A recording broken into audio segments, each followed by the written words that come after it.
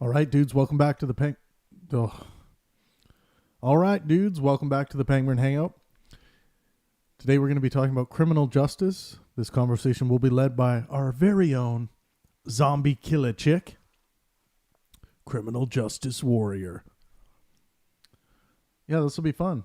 Stop by, say hello in the chat when you drop by. What up, zombie? Hello, hello. How are you today? I'm good. How are you? Good. I'm just going to turn up my volume because you were really hard to hear. Oh, am I? Now you're good.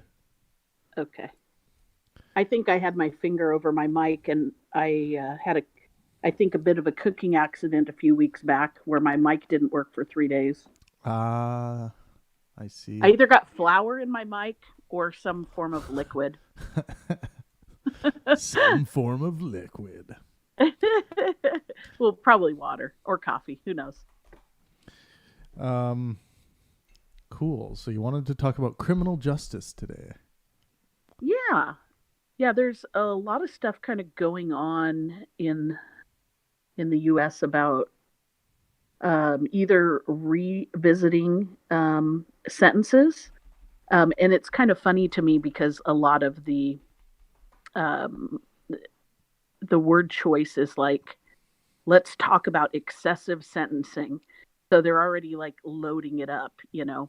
Um, and some of those sentences may be, written into law, statutory penalties. We have a minimum standard of sentencing for certain crimes in our state, and I'm assuming I haven't looked at every single state, but I know there are other states around that have these statutory penalties. So people are actually not just making a move to adjust sentencing guidelines or create or remove statutory penalties.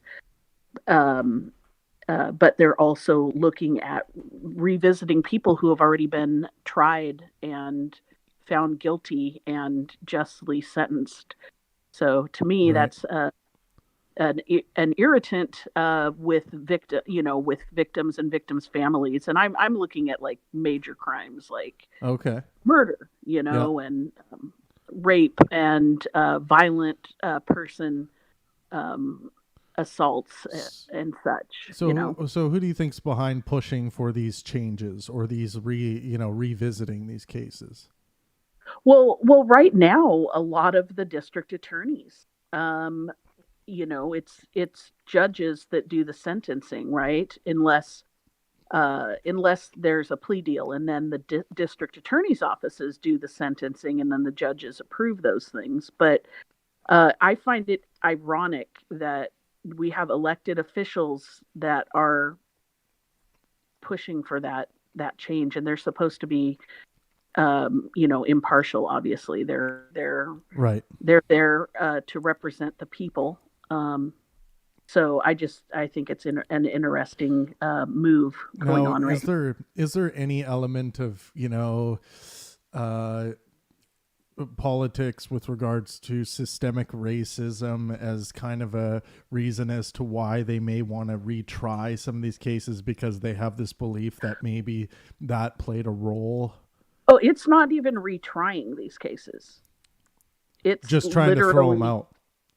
no, it's not even throwing them out. It's like, oh, they've already done 20 years. Let's look and see Oh, maybe they have better behavior, and oh, okay, maybe okay. instead of a 35-year sentence, we can let them out at 20 years.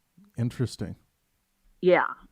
So, I mean, yeah, I think that that's, where the push is coming from. Right. Obviously, and it has been it's been a slow progressive push that way for many years. We Here in my state, we had a measure that the state passed, God, probably 25, 28 years ago, with minimum guidelines of sentencing, because you would have someone that commits the same crime in a large urban area and they got sentenced for 7 years. And Right. you have the same type of crime, obviously, the conviction of that same crime, type of crime, but obviously not the same scenario. And they're in an urban area and they got convicted of 18 years. So really across the board, what they did was they created this um, minimum sentencing guideline. It didn't matter if it was your first conviction or your third conviction of a felony, you were going to have that same minimum standard. So, of course, you get some people that get caught up in, maybe they aren't, necessarily bad people, but they're going to get caught up in it because they convicted that crime. So, um, it's interesting. Our state recently revisited that with juveniles and threw that minimum sentencing guideline out. I think what ended up happening is, by different counties, and mainly I split it up by rural versus urban. You had the urban counties that were um, not taking those cases all the way to trial and were pleading them out earlier on. So that put the plea deal or the sentence in the hands of the district attorney versus the judges. The judges just signed that off. And then in our more rural communities, they were taking those to trial more often than actually doing plea deals. So you still Uh, had this disparity of sentences. Um, how did they use sentencing guidelines to require equal sentences regardless of history? The sentencing guidelines are usually in most states with what I'd consider normal, legal systems where they got the adjustment in sentences and the standard ranges are established within a statute that sets maximums. Um, but where usually a first, second, or third or more offense, have escalating suggested ranges, and well, there are they still aggravating and mitigating factors considered. yeah. There are Yeah, other, it like, sounds you're describing modifiers. something abnormal in that regard. No, there are other modifiers, obviously, that like create, like their history and their conviction history in the past and other stuff, so they can get bumped up. So yeah, maybe they had this whatever crime they committed, they have the guideline that says they can be between 7 years and 11 years for that count, for that felony, and so the judges can decide, where they lie. Do they get 7 years, 8 years, 8.5, 11, or are they run concurrent or consecutively? So that means, are they ran in a row? Like, if somebody Yeah. really wanted to dick somebody up, they could, because they could say, hey, you had 3 counts and you could get anywhere from 7 years per count to 11 years per count. And you've been an absolute dickwad. So I'm giving you 11 years back to back, and you're going to do 33 years, where the same type of crime could have been convicted and sentenced in another county, where they're like, oh, we're going to run it consecutively, not concurrently. Of course, that's where the sentencing guidelines are supposed to be part of the implementation of the standards of proportionality and due process under the 8th and 14th Amendments and whatever local counterparts. And they're supposed to shape the judges into at least some uniformity without completely tying their hands as to considering individual case variants. But is that not happening, or?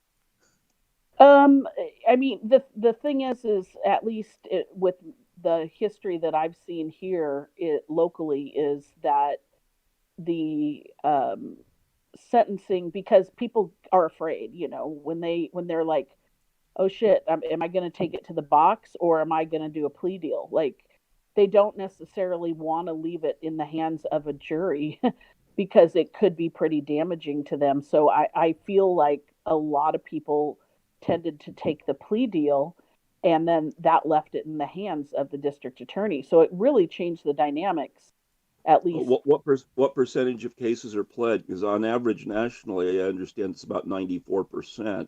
And that also makes it a big lie that police arrest, courts try, when Well, in reality, an arrest equals a plea deal in the vast majority of cases nationally. yeah, I mean, it's kind of like comparing apples with oranges because I was only looking at what we call our Measure 11 crimes, which are violent person felony offenses. And in my county, we were, at the time that I looked, we were only trying 35% of those. So the rest were pleading out. So I guess that's better than the national average if you're saying that was 90 something percent. Right, because you know what would happen if the majority of cases didn't take pleas. The courts are so inadequate to try cases that they'd have to let people go because they could not do speedy trials for the number of people being arrested in our systems. Yeah, COVID had some impact to that. You have a lot of individuals who are lingering in our criminal justice system right now, awaiting trial, that probably wouldn't be there that much longer. And I think each state dealt with it a little bit differently. But I know in my state we allowed more time, to actually bring it to trial. So I don't Some know. states, for the most part, closed down most court activities with certain, exceptions, and others went to more remote, electronic meeting systems. That seems to be incredibly inconsistent among jurisdictions. Yeah, I've had to testify in a couple um, trials now on just totally on my phone, not even like a Zoom conference, with my face. So I've been pretty interesting. It's different because you don't really get that um, response of, are you getting your point across? For especially during cross examination, that's kind of odd because you don't really get, you can't see the defendant's attorney. So You mean audio only? yeah, Yeah, yeah, uh, no, not even video links or yeah. video No conferencing. video at all in the two that I've done during the last probably 4 or 5 months. Hmm. And have those been bench trials or motions or jury trials or? Both of those were bench. Hmm. Both of those were bench, and a lot of my other cases that I thought were going to trial ended up pleading out because I think people were just, you know, uh, trying to clear out that pipeline of cases that they've got. But mainly I wanted to find out if, I don't know if people live in urban areas or rural areas. I know Grim lives in the Bay Area, don't you, Grim? What the Kind of a little bit. I'm about 200 miles outside the bay. I mean, I live Oh, near it, okay. but Well, I'm in the more rural. so has your DA in your area, or have you heard of? I think in the Bay Area they're also looking at revisiting what they're calling excessive sentencing. Um, but have you The seen fun, that in your rural area? I feel like this is like this urban rural divide again. excessive sentencing. Yeah. Is that like three strike rule or something? No, no. So it was kind of funny because I feel like the word smithing that my local DA is using is kind of creating a different picture. But what it is it's people that have already been convicted. They've either Okay. pled guilty or went to trial, and they were Okay. sentenced based upon the appropriate sentencing in their jurisdiction. And um, now we've got a lot of district attorneys across the nation. This is not just a West Coast thing. There was an article in late April on the Manhattan district attorneys vowing to reduce lengthy sentences. So they're looking at people that have already been convicted and say they have a 35-year sentence and they're hitting that 20 years or 25 or whatever the magic number in their jurisdiction is, and they're is absolutely a proponent for releasing ahead of parole, and it's not for good behavior per se. It's for bills that get pushed through to try to begin some sort of rehabilitation process and relieve the prison system of population. That's still different, because what they're looking at now are those violent person felony offenders, those people that have committed murder, rape, all of these other things. Like I know my state and your state have already pulled the plug on all those nonviolent, the drug offenses, all that stuff. Those people have been released pretty much since they started doing this in about 2007. Tinkering with sentencing guidelines with our parole and probation offices and all of that other stuff. Like, those people are gone. They've been long gone for years. So now really what's left is this thick, muddy water of people that have committed crimes and been convicted of them. Very, it's like, killing people, raping people. So we've got victims, we've got victim families, that are going to be impacted by this. Yeah, I think that it's definitely a hard thing when you see a rehabilitation rate at 30%, 40%, right? Yeah. Given a population of a prison.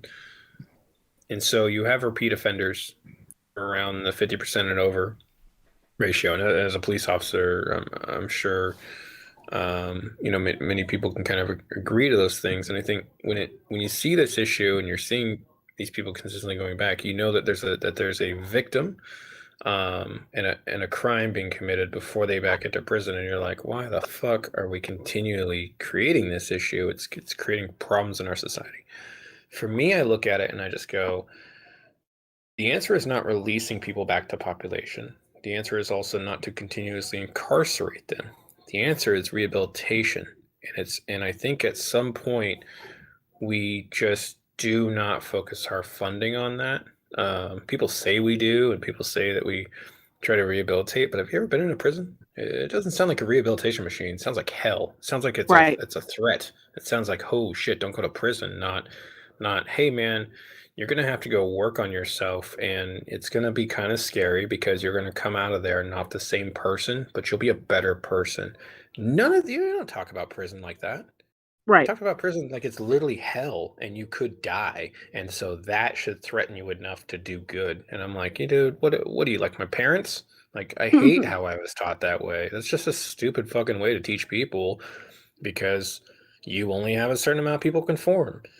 And instead of actually saying something like rehabilitation, which has more like a 70 to 90% ratio, depending on how you actually approach these things, well, I'm just kind of curious, why we don't put those efforts in. And I think honestly, the answer is money and professionalism. Nobody wants to pay taxes for it. Nobody can see a bill moving for it, and the amount of money that's going to cost is sometimes, quite expensive because you're paying professionals to do it rather than some guard. How about a couple of other reasons? Like, we have a religious prejudice illegally underlying, our so-called justice system. Not that there are any of them that don't have some degree of that. To treat people like kick dogs, and to create offenses that really don't belong in law at all for mala prohibita.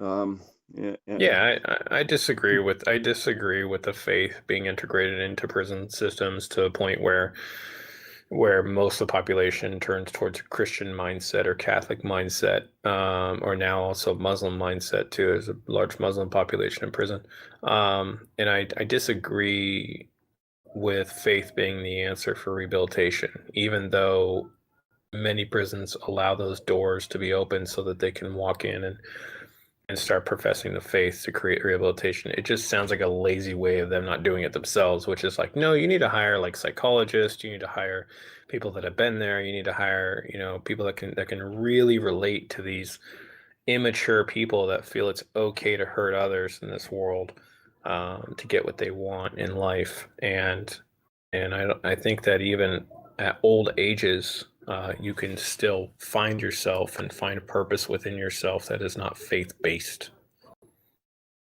Or I've seen some systems. That's the other side of it from what I was thinking of. But I have seen some systems where you can get paroled more easily if you certify that you're in a program that's run by an evangelical church that's essentially trying to claim bodies. And All right. that's simply wrong. If you sign up for this church-based program, you may get out 3 years sooner, or get a 5-year lighter sentence than if you are just treated like an ordinary secular citizen. And that's. But the whole, even before that, the whole treatment of people being arrested is based around a Calvinist Protestant work ethic centric legal system, that makes certain economic and social assumptions that are inherently religion rooted and strongly biased. You know, and that seems like it's a far harder problem to clean up even. Can be. Yeah, I think it's at the point now where we are seeing these problems, and everyone goes, "Oh, it has to do with the private, systems or whatever, and all that," or like, look at the corruption and blah blah. It's like, well, the private prison systems only consist for like 5% of prisons, and there's really little to no corruption when it comes to the government side of prisons. I would say it's just a shit show, like as most everything that is. It's like imagine you're running an operation, but like every 4 years, you've got a different chairman, and they're going to come at you with different ideas, and that chairman's going to come with different stuff, i.e. you've got different people that are running the prison system on a consistent election based, or being appointed by elected officials, and it's like new ideas, different ideas. Let's try this time. It's like they never allow something to fully mature in really good ways, and then the ideas are usually sometimes just terrible. And it's like some of them just don't give a shit. And they're like, well, it kind of sort of works, but I got other things to worry on as a governor or as a state senator, to just be like, I can't deal with that shit. Like, prisons, who gives a fuck? I don't care about that stuff. I'm worried about all these other things that people got me here for, that I need to make a difference in. And guess what? Prison reform, it's not one of them. It's just not one of them. The marketing of so-called criminal justice seems like it's popular to have a kick dog syndrome, but also the way our drug laws have been, they're finally starting to see some opposition. It's sort of like a system where our legislatures create laws about sex and drugs that they know and expect will be violated by people who do not have any criminal intent. That makes it difficult to delineate from people who do legitimately have criminal intent, but it creates black markets. The black markets create a need for private security and turf wars. That ends up creating violent and property real crime. And most people do not like the violent and property real crime in their neighborhoods. So they turn to those same politicians who just created that crime, promising solutions to it. And the goal of the politicians is to have non-workable solutions, because they limit their unifying political issue in a society where most others are so divergent as to individual voter interests. So they want to promise something credible that people will believe they're doing, that ensures that they keep up the black market driven crime in an infinite game, where the last thing they want to do is actually break the cycle. So how do we break the cycle? I've got ideas. I've always got ideas. Okay. I've always got ideas to reform. Well, I wish our legislators would, like here they've decided that personal use drugs should be legalized. So they're not arresting, and we don't have this arrest release be a cog in the criminal justice wheel going over and over for personal use drugs. Okay? It's not a problem. I agree with that policy. Yeah, I do too. And I think most law enforcement does in our jurisdiction, because it was painful to see the fact that, oh, we now need to arrest this guy, or cite him, and oh, he's never appeared on his citation over and over again, so now he has failure to appears and all these other things. And they come in and the judge goes, oh, well, we'll assign you to stop court, but this person chooses to continue to use drugs and does not want to get clean. Right. So that's his choice. You know, if he wants to kill his freaking body, then let him. Yeah. You know? Except there is real crime there, but given the religious biases and the political fraud behind the drug laws, you know, it's a series of civil rights felonies and conspiracies there, where the cops should be in jail, the legislators should be in jail, the judges should be in jail, as felons. As serial felons for every victim of those laws. But the whole system is rather biased to prevent those guilty parties from ever being touched. I think if a cop killed somebody, incorrectly, then I think that they should go to jail. But I think if a cop just incorrectly incarcerates somebody or just doesn't do a good job, they should just be fired, and they should just let the other person go and just say, hey, sorry about that, and we actually fired the cop, and most citizens would be like, hey, I totally get it. It's not a perfect justice system, and I'm glad you fired that asshole, because it's literally what everybody wants at the end of the day, is that when they know they're being mistreated, like, motherfucker, you're going to lose your job, if anything. And I think that's the most important thing. But I'm not talking about that kind of cop screw up, where they should also in that case lose post certification and become unemployable, and if they're guilty of Brady certifications, there should be a default of mandatory felony conviction so that they're unemployable more broadly nationally forever. But I'm talking about when the whole system is inherently biased in the underlying basis of sex or drug laws, and where to the point where it amounts to under pretty much never enforced federal law, 18 U.S.C. 241 and 242 violations, which is felony deprivation of rights and conspiracy therein. And, pretty much the whole frigging systems, federal, state, and local, are guilty of those felonies and not prosecuted. Which is different from individual cops acting out. I mean, the downside. The downside of obviously of legalizing is also the erratic behavior resulting from individuals. I just saw a press release that came out that said, just like literally an hour ago, a suspect is facing numerous charges after pushing a woman into traffic, burning a power pole, and fighting with officers. And I can almost guarantee you that there's some form of mental illness and or drugs on board there, like people with mental illness and who substitute ethanol and pot for their prescribed psych meds don't exist regardless. Or... Well, that and alcohol, they're I said that constantly. You said ethanol. Sorry. All you had to do was say alcohol for me, Loki. Come on now. Break it down. Well, if we said the methanol, it wouldn't be a problem. Who has the gall here to tell Loki to simplify something? I do. Oh yeah, it depends on how you. If I'm writing that, I would tend to use ETOH. Oh God, he's always. I don't even know what that even means. I quit. I'm like, what's that? Lawyers generally are expected to see medical reports from hospitals, aren't they? What was that? When you get back a report on a drug and tox screen, or you're doing a DWI, doesn't a medical lab report come back using medical nomenclature?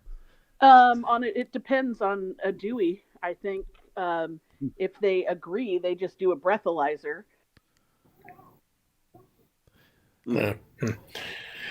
But if you pull somebody unconscious out of a wreck and bring them to the ER, don't you usually try to subpoena a lab report? They have to wait until they wake up again. No, just believe whoever just tells the first story. Just believe that. Yeah, right. That's how it works. Definitely not the drunk Sounds guy. like what my kids used to always do when something special got broken in the house. Yeah, exactly. Oh, I know that play. Is it the old? It's kind of funny bringing it back to what Loki said. Remind me of like sometimes some cops though, man, they're trained in weird ways where it's just like, hey, do you know how fast you're going? Oh yeah, sorry, officer, I was just speeding and coming over the yellow line there. It's like you guys, I just been okay. And it's like, hey, by the way, I got a gun in my glove box. Can I get that out? Oh yeah, no problem, no problem. Oh, and there's a small amount of pot. Get the fuck out of the car right now, you son of a bitch! Like, Jesus Christ. Yeah. Like, small amount of pot. What the fuck? Yeah, it's like I'm fine getting out of the car, and I know you caught me with pot, but just don't call me a bitch, man. Yeah. Small amount of pot. Small amount of pot. Somebody call back up. Jesus Christ. It's like you guys didn't have to fondle the Chiefs' balls before you got hired. Are you serious? You want my small little baggie so you can go smoke it at home. None of your business, boy. Get in the back of the car. Yeah, none of your business of what I'm going to do to, try my best not to smoke this evidence. I had a cop friend. Who was when I was in high school. Right? No, right out of high school, actually. I was like 19. He just got in. He was a rookie. He was like 22.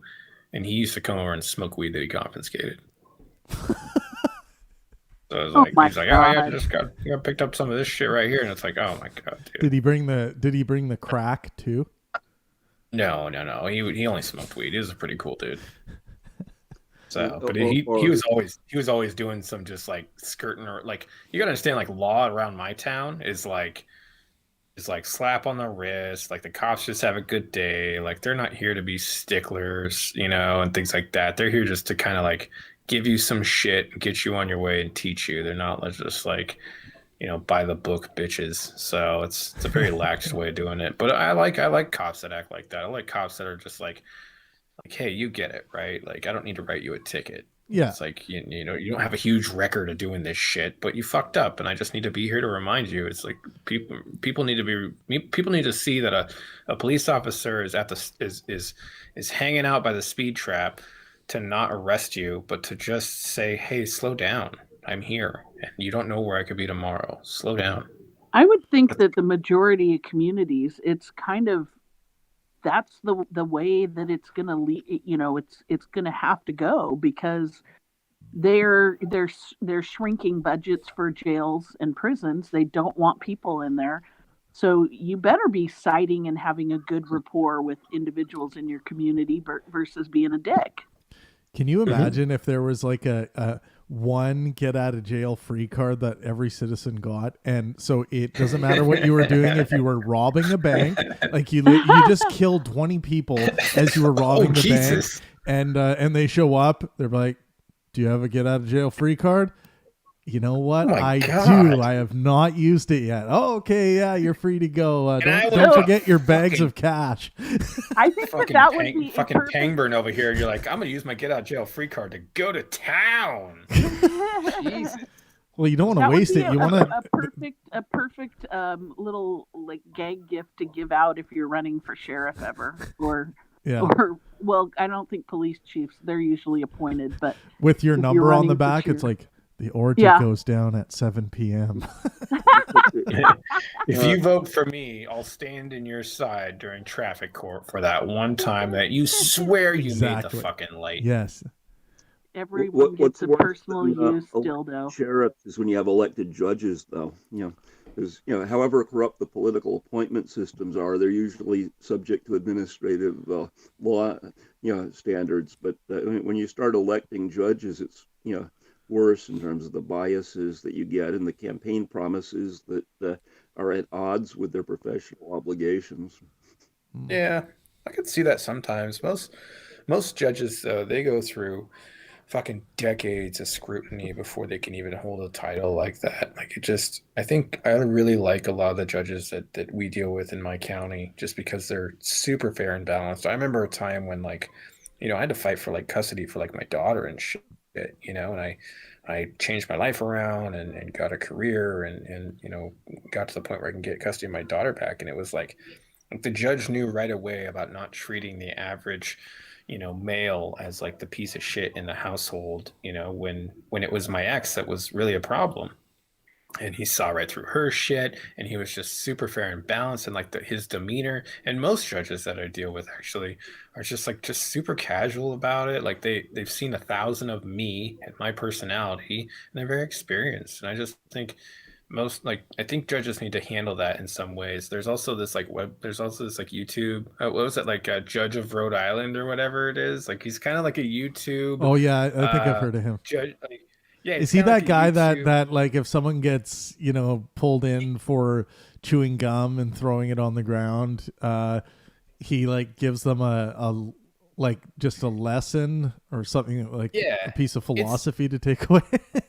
Sort of like he had one kid on there I just saw where it was like he's just like, hey man, he's like, he's like you've gotten so many speeding tickets, like we could pull your license, and you've gotten all these red light tickets. And he's like, you've ran like 5 red lights so far, and but it was like in 6 years. Like he runs like almost a red light a year, right? Right. And he's just like, what do you do for a living?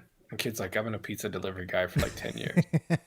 And he goes, you've been a pizza delivery guy for like 10 years? And he's like, yeah. He's like, I bet you're not making good money. He's like, no, not really. He's like, all right, well, I'm going to make sure that you can keep on delivering. I'm not taking away your license. I'm going to reduce your fee, and we're going to get that boot off your car.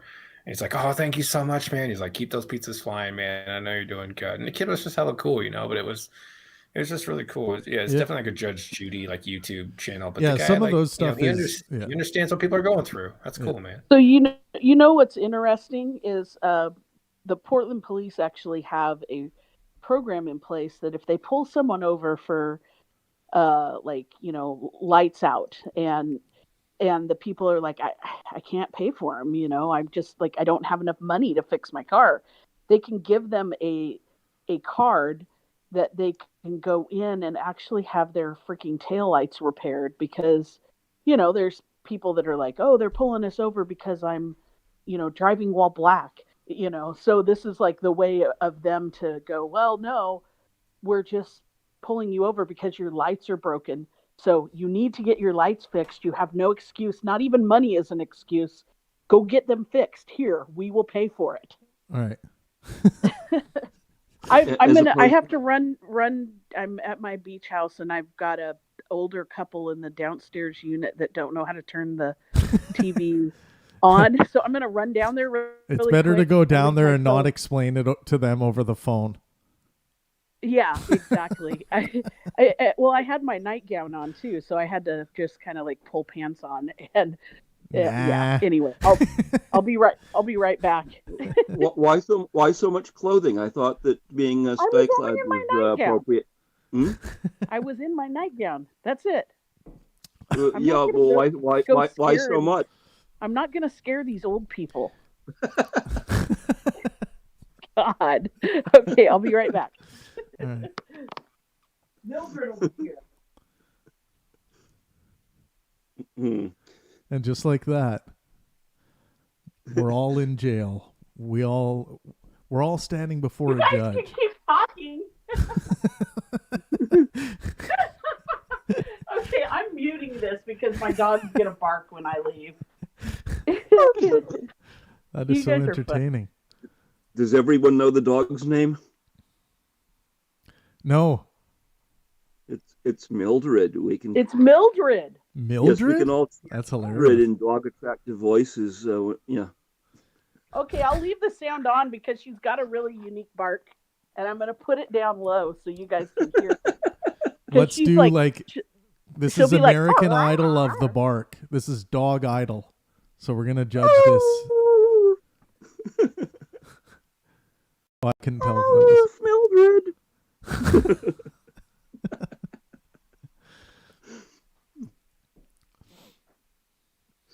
You're muted there, Grim. You're trying to say something. I'm sorry. What was the original topic? We're just talking about criminal justice in general. Okay. How's criminal justice up in Canada? Like, how does it? How do you guys think like your prison population is working as far as like rehabilitation and like the methods you guys are working with up there? I think people are pretty happy with it, with our system up here. Like you don't hear, at least I don't hear much about like major reform being needed. Yeah, I don't know. Let me take a look and see. I It's, yeah, go ahead, Loki. Is it true, as I've heard in some provinces, that like RCMP, if you call to report a crime and it's not like a violent felony in progress, will try to schedule a time for you sometime in the next week at their convenience? Not even try to get out right away. Oh, that might be in some really, really small areas, small towns, but for the most part, it's immediate response. Yeah, so I don't know. That kind of sounds like an urban legend about the RCMP. Well, actually, my friend who's in, like halfway between Calgary and Edmonton Oh, okay. has mentioned that being the norm out there. Yeah, I'm sure they might have one RCMP officer for the town, depending on how big the town is, I guess.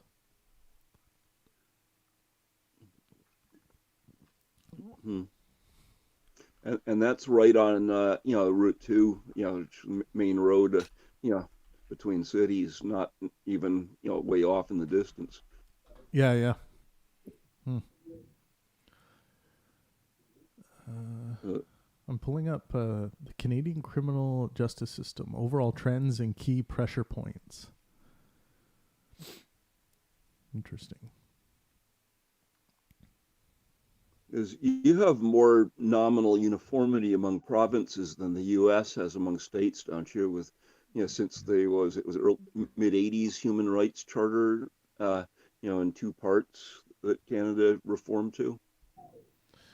I'm not 100% sure on that, to be honest.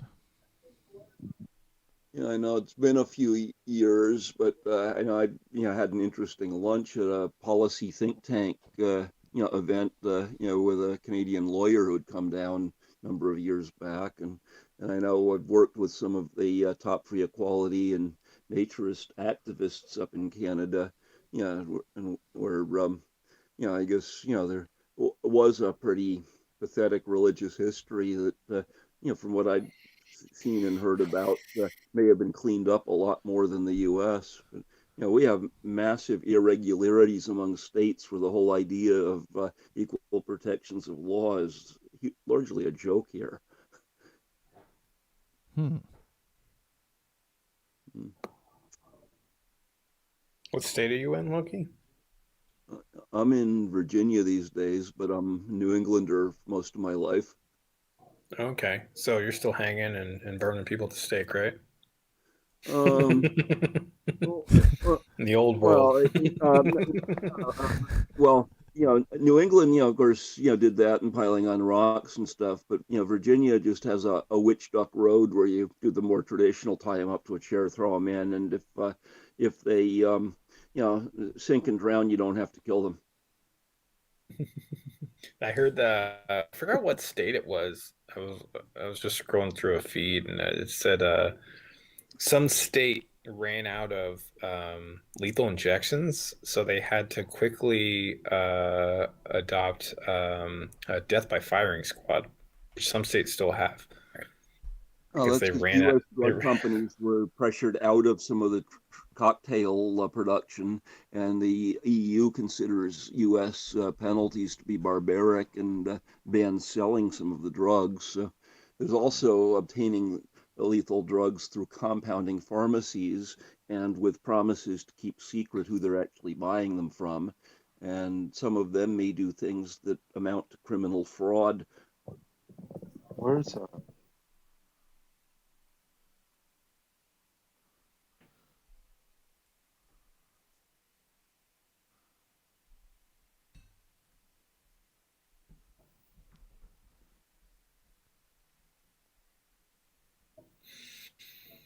Hmm.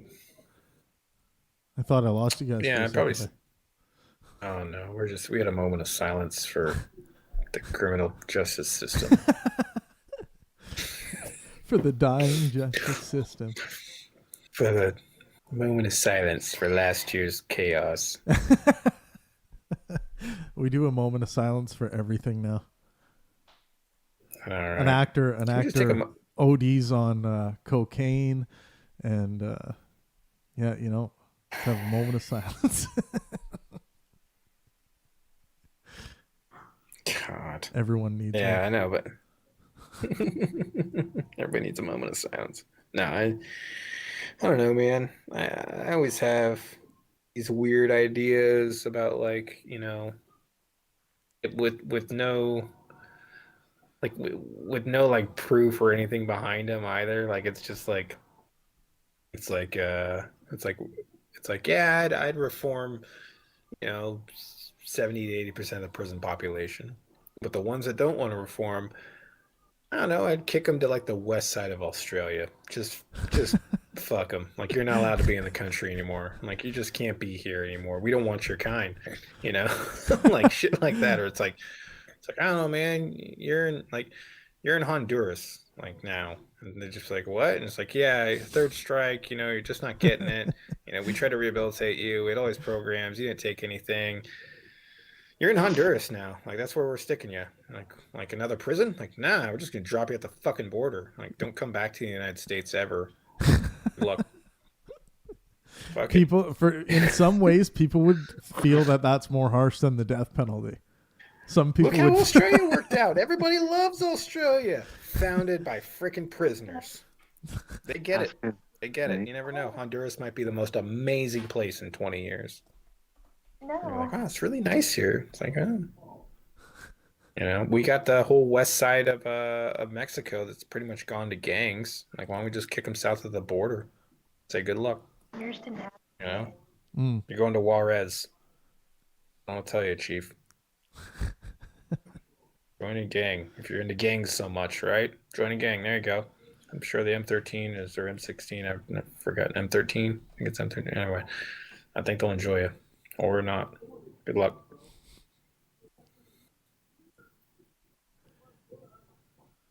It's hard. I think also another issue that we talk about on here is that people make parole. People have a piece of paper that said they've been rehabilitated. They can't vote, can't get a gun, and they're treated like a second-class citizen. Like, people make mistakes, they go to prison, and they pay their time. And sometimes they even get educated. Sometimes they get reformed. Sometimes they get, you know, they get a degree, and they've really changed. And we treat them like every other piece of shit that gets out. You know, when it's like, no, there's people that are pieces of shit when they get out and they didn't learn nothing and they don't care to go back in. In fact, they're waiting to go back in. And they're gonna go try to get a, you know, some sort of way to whatever they want to do. And then there's people that reform and really, really do good, and you know, never want to go back there and use it as a time to help themselves because nobody else is, honestly. And we treat them like shit. We treat them like second-class citizens, and I don't think that's okay. I think everybody makes mistakes, and sometimes that mistake lands you in jail. That's probably my biggest gripe.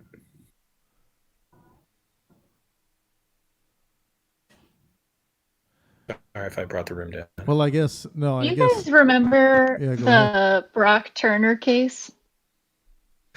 Yeah.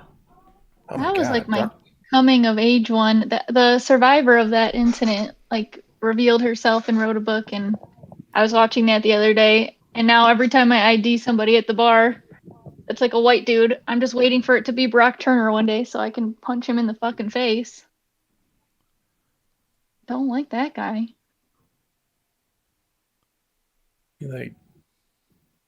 He rape and kill some girl, right? No, he didn't kill her. He just like raped her behind a dumpster, and then it was good because two Swedes guys were walking by and they like chased and tackled him, because otherwise he would have gotten away with it. She had like no memory or whatever of the incident at all, and then it went to trial, and she kept her name out of the public for a long time, and then he got a really short sentence because the judge decided, like, 6 oh, months. you're like a swimmer and like you have your whole life ahead of you. And it took her like a year and a half of the like to go through the trial process, which was really painful and embarrassing. And then he got out early, I think. That's sad. Big bummer.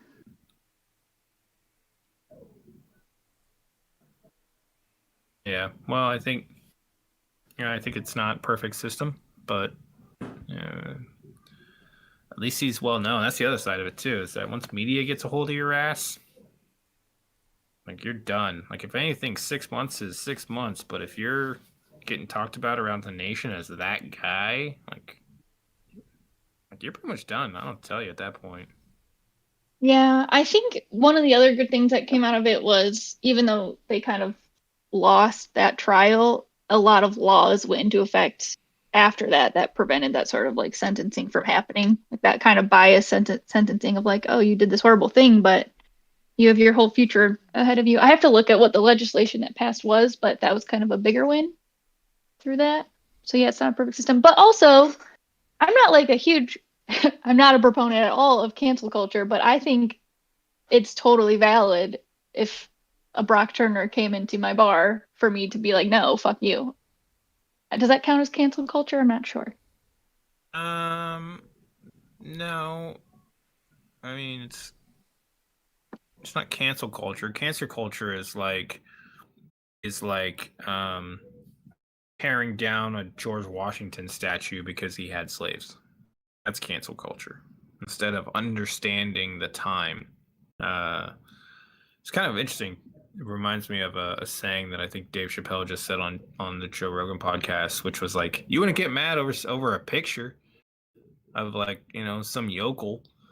Like, if somebody showed you a picture of some guy back in the day, doing something that was appropriate at the time, but now you're like kind of offended by it, like, you wouldn't be mad at the picture. You'd be like, well, it's just the times, right? Like, you can get mad at all of history for not catching up at the times. You can get mad at the Greeks for some Greeks thinking that way about little boys or their sexual preferences. You can get mad at your ancestors for using derogatory slang when they didn't know better. Like, it just seems ridiculous almost at that point. But anyway, that's cancel culture. It's a hard one because I think, like, in terms of statues and I agree with your points about George Washington. I don't think we should take down his statues, but I think it shouldn't be like a mindless process. I'd like to see thought into it. And if we decide after thinking on it, like, hey, whatever statue we're talking about is more of a celebration of this bad thing that we don't want to celebrate anymore. Maybe we celebrated at the time, but we no longer stand for that, or we're thinking about it. Let's just move it to a museum instead of like a public thing we're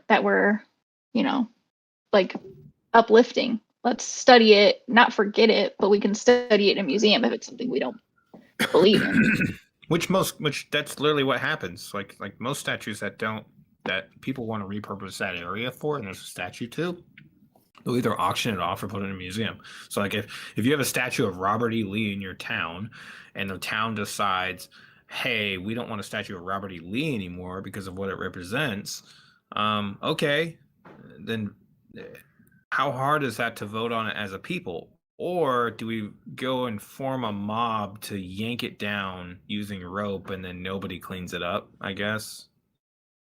Makes sense. I wonder if those people feel like there is an outlet for that discussion, and if they had a voice in it at all. Would be my next question.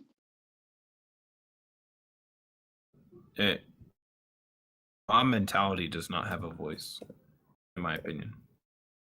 No, but I think it kind of like you kind of set your people up to engage in that behavior if they don't have an outlet for like that democracy that should exist and they expect to exist. Like if there's no town hall to have it, I'm not saying in any of these circumstances there was or there wasn't, but I could understand if you're a town and you no longer want this statue here, if there's no public discourse thing happening about it, then I could see that getting really frustrating, and then that breeding mob mentality.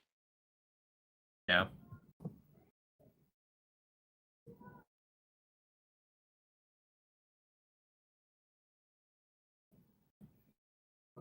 I think you got good ideas on how to kind of adjust that. But it is one of those things where it's like, I feel like reason and logic fell short last year heavily, and I think most people can agree to that. You know, I think that's also what encouraged Travis to start doing this podcast, is he just saw a lack of reason and logic last year. Sure. And I think that's also important to note. Like, it's been like the running theme. So we definitely need better solutions like that on the table, and we need to. And if anything, last year showed us that we need to start discussing it more on a different light, rather than trying to go online and get a couple 100,000 people together to, take the city.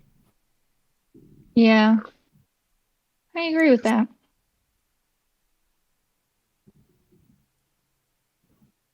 I agree that you agree. Wise Ape has been pretty quiet there.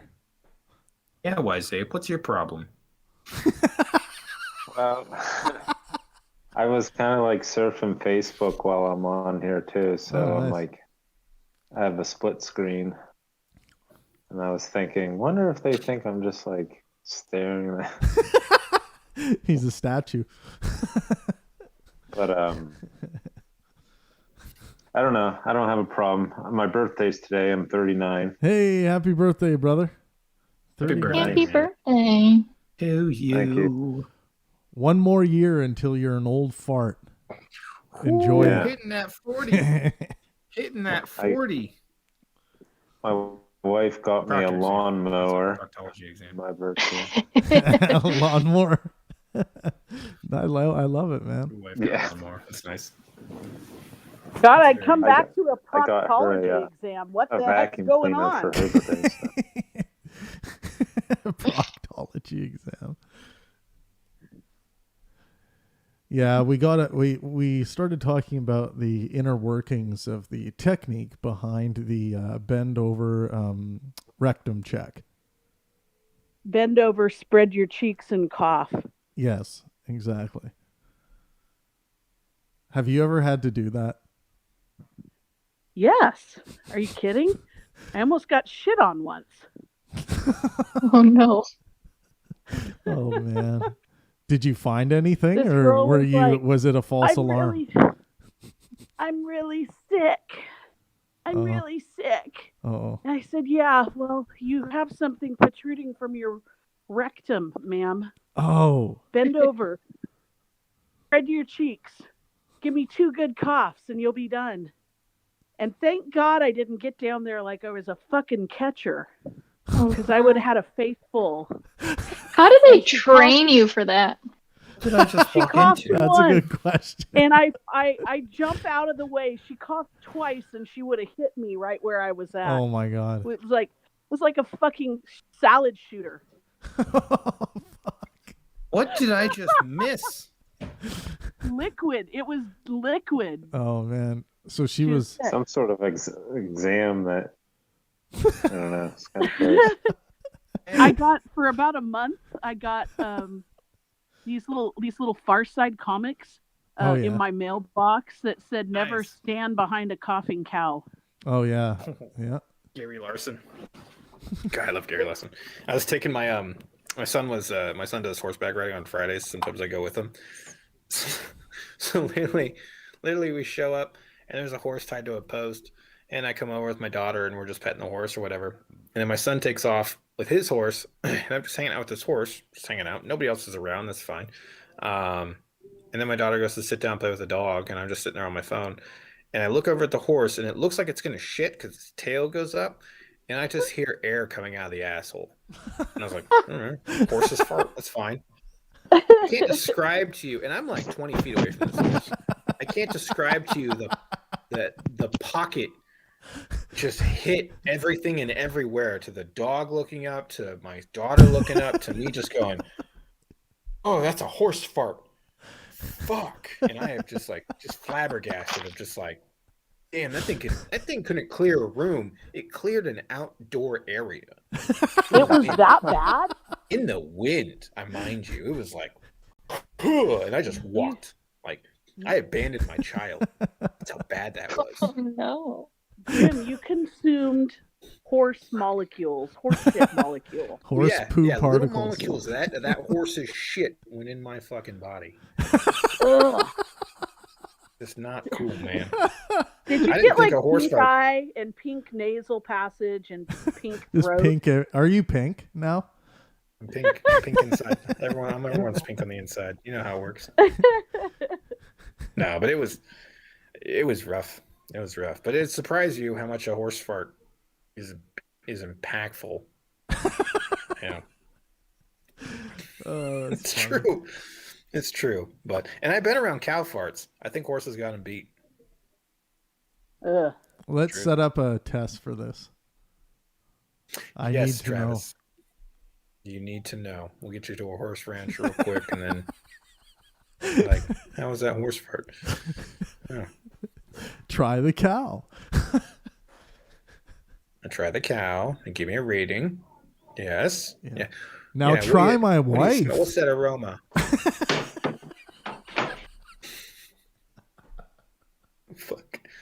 You see like a connoisseur, you're like, yeah, I'm seeing like a wheat and barley, like a good barley mixture. Yeah, that's a good one. It's good. I like the notes.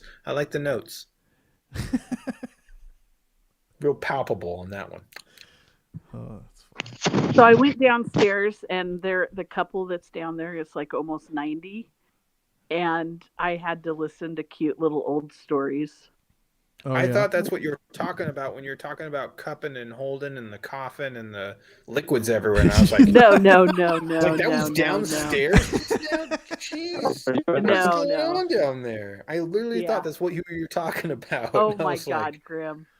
I was like, what just happened to you? Oh, you've got training. So just like, listen, it's a fucking Tuesday in my world. No, all right? really, what I went down there is they couldn't figure out how to turn the TV up.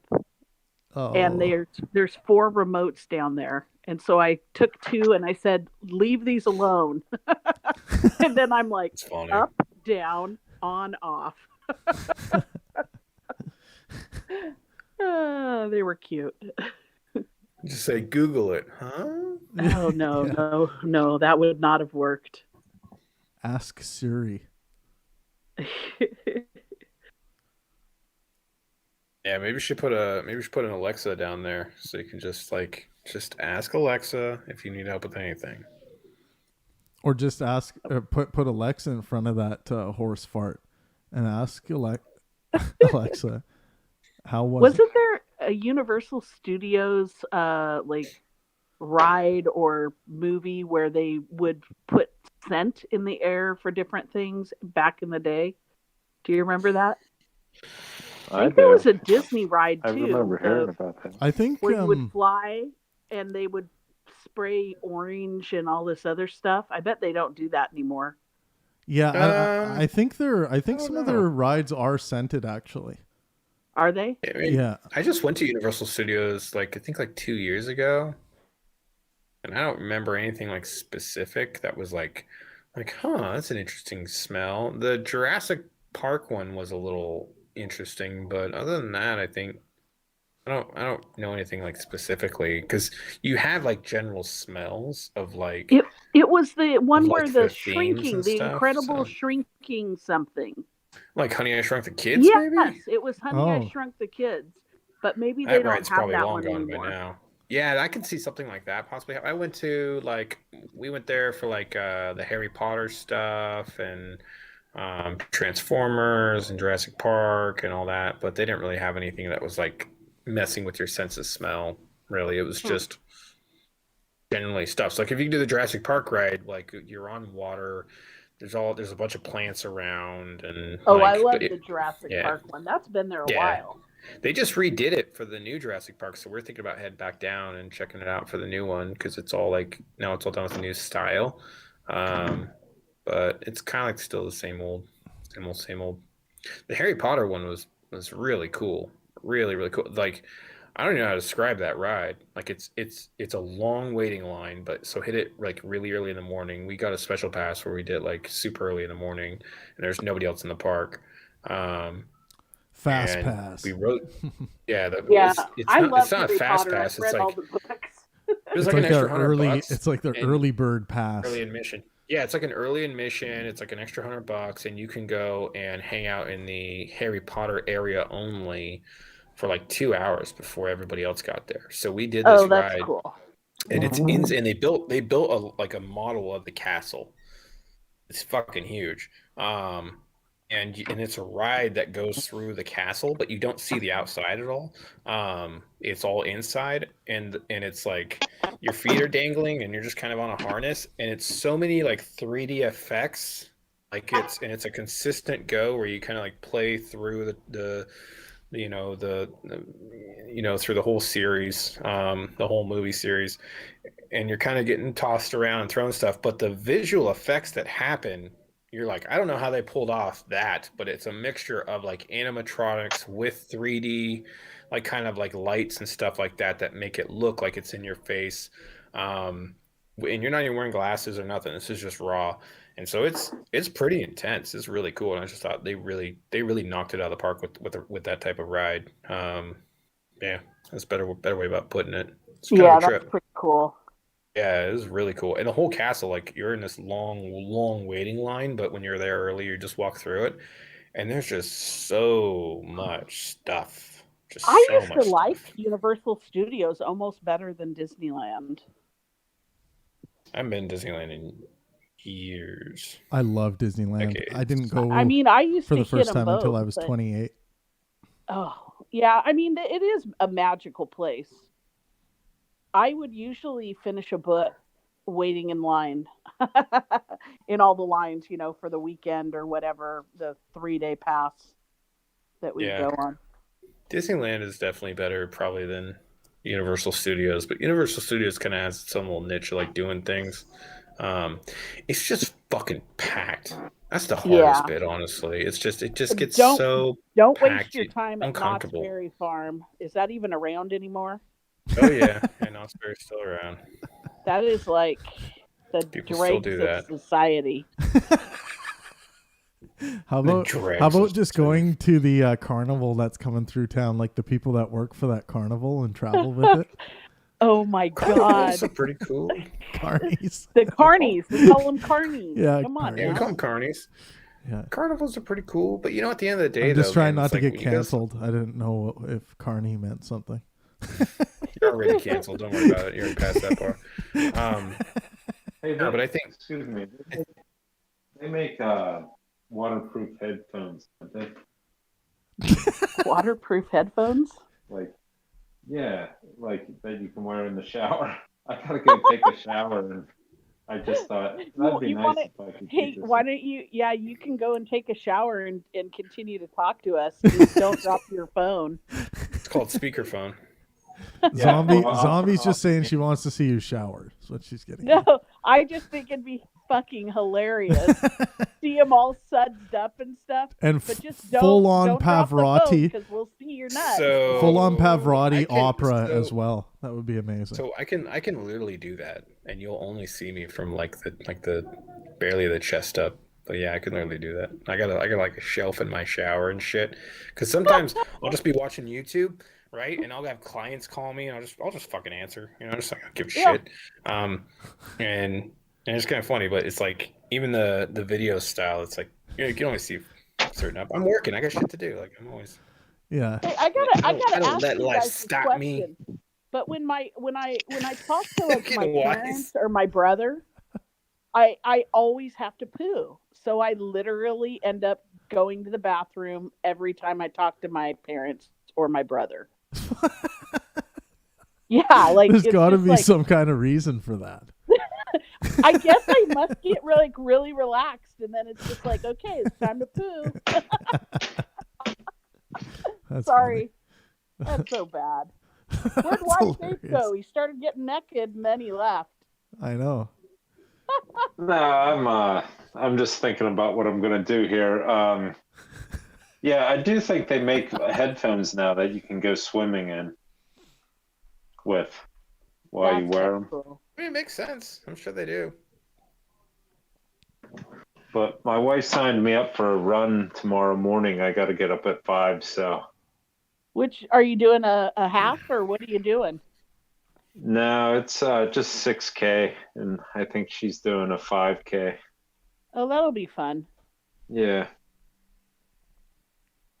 I started training this week, so Is it going to be good weather? yeah, it should be beautiful. Hopefully, That's good. I've only done one. Well, I've done a lot of half marathons, but I've only done one in the rain, and that was miserable. It did I not can't imagine. stop raining the entire time. Oh. I'm a fair weather was it cold? person. Yeah, Was it pretty- cold I out was- or?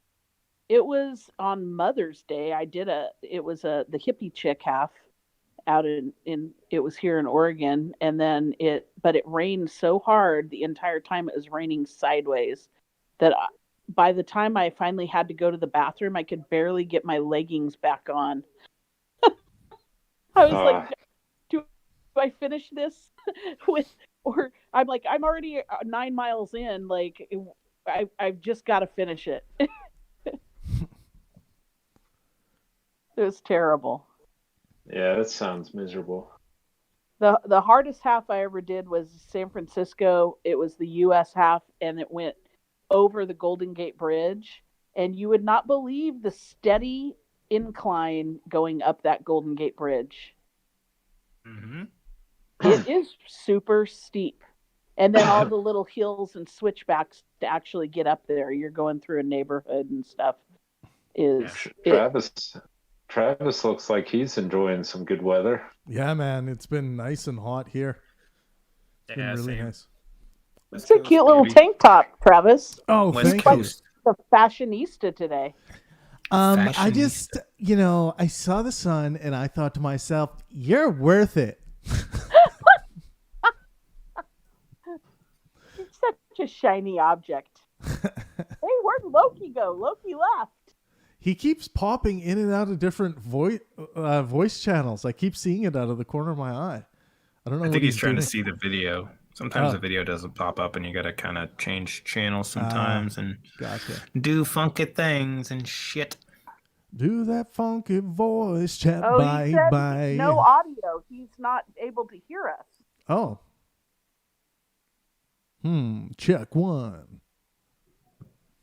I mean, I can hear everything. Guys, I just have to cut to a few fake commercials for a second here. Awesome. Awesome. We'll be right I back. love those.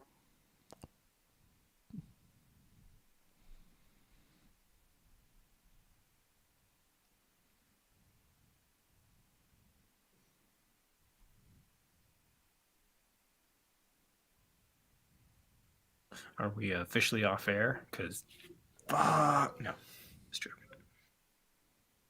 Sick of being accused of living in Africa? The Bruno the Tiger Pale White Cream will do the trick. This is not your mama's skin cream. You also eat it. The cream will coat your vocal cords to get that nice, crisp, white sound you've always dreamed of. Have a throat full of Bruno today. And sick of being denied by the ladies? Just tell them what's up by handing them the new and improved pamphlet of deniability. You are here to please me. If you can't, you're out. I tell you nice things for pussy. Are only some of the words of wisdom on offer. Only 5 pamphlets are being released, so act quickly to lock in that guaranteed punana.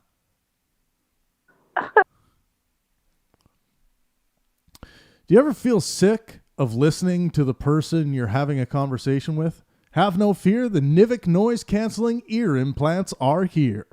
Gone are the days of being part of the normal people club. Be deaf. Be Deaf with Nivik. Nivik.com. All right, we are back.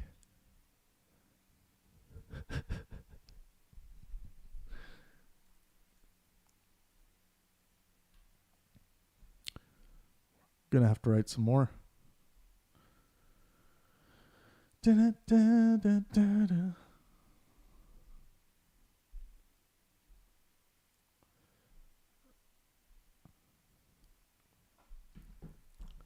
So what else do we have to fix about the criminal justice system, if anything?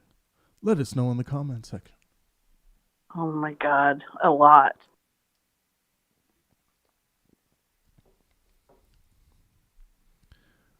So Zombie, if you what is the first thing you would fix in the criminal justice system in the United States of America? I would either enforce the laws that are currently there or do away with them. So I'd literally just go down the revised statute for whatever state I'm in and be like, nope, yep, nope, yep. Sounds easy. Why aren't they doing it? I don't know. I think that we've tried to make life too complicated, and now it's to the point where we're at critical mass and we either need to start to cut back and simplify a little or continue to move forward. Mm-hmm. But not, we're like straddling these fences and it's a freaking waste of resources. I think we should beat people with flowers instead of putting them in handcuffs. I'm telling you that. I think everyone should be sentenced to sex. Sentenced Wait. to sex with someone who you don't quite know is good looking, but they kind of are. God. Yeah, they already have that. It's called jail. So, oh gosh. sex you want, you don't get. The sex you get, you don't want. Okay, here's a weird thing to throw out there.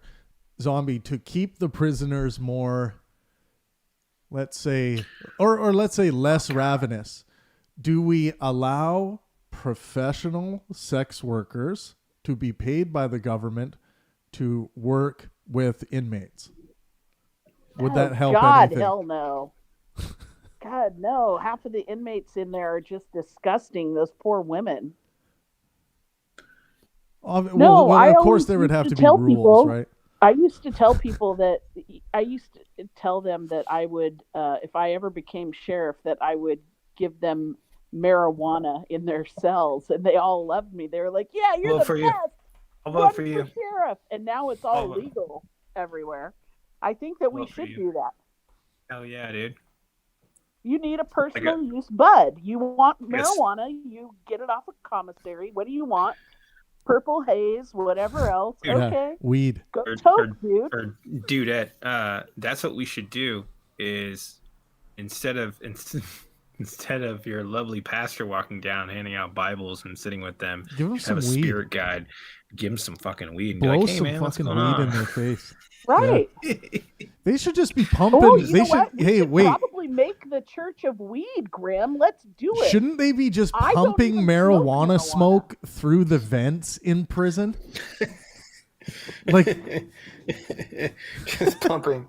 It's like Grim, let's make the Church so of bad. Marijuana.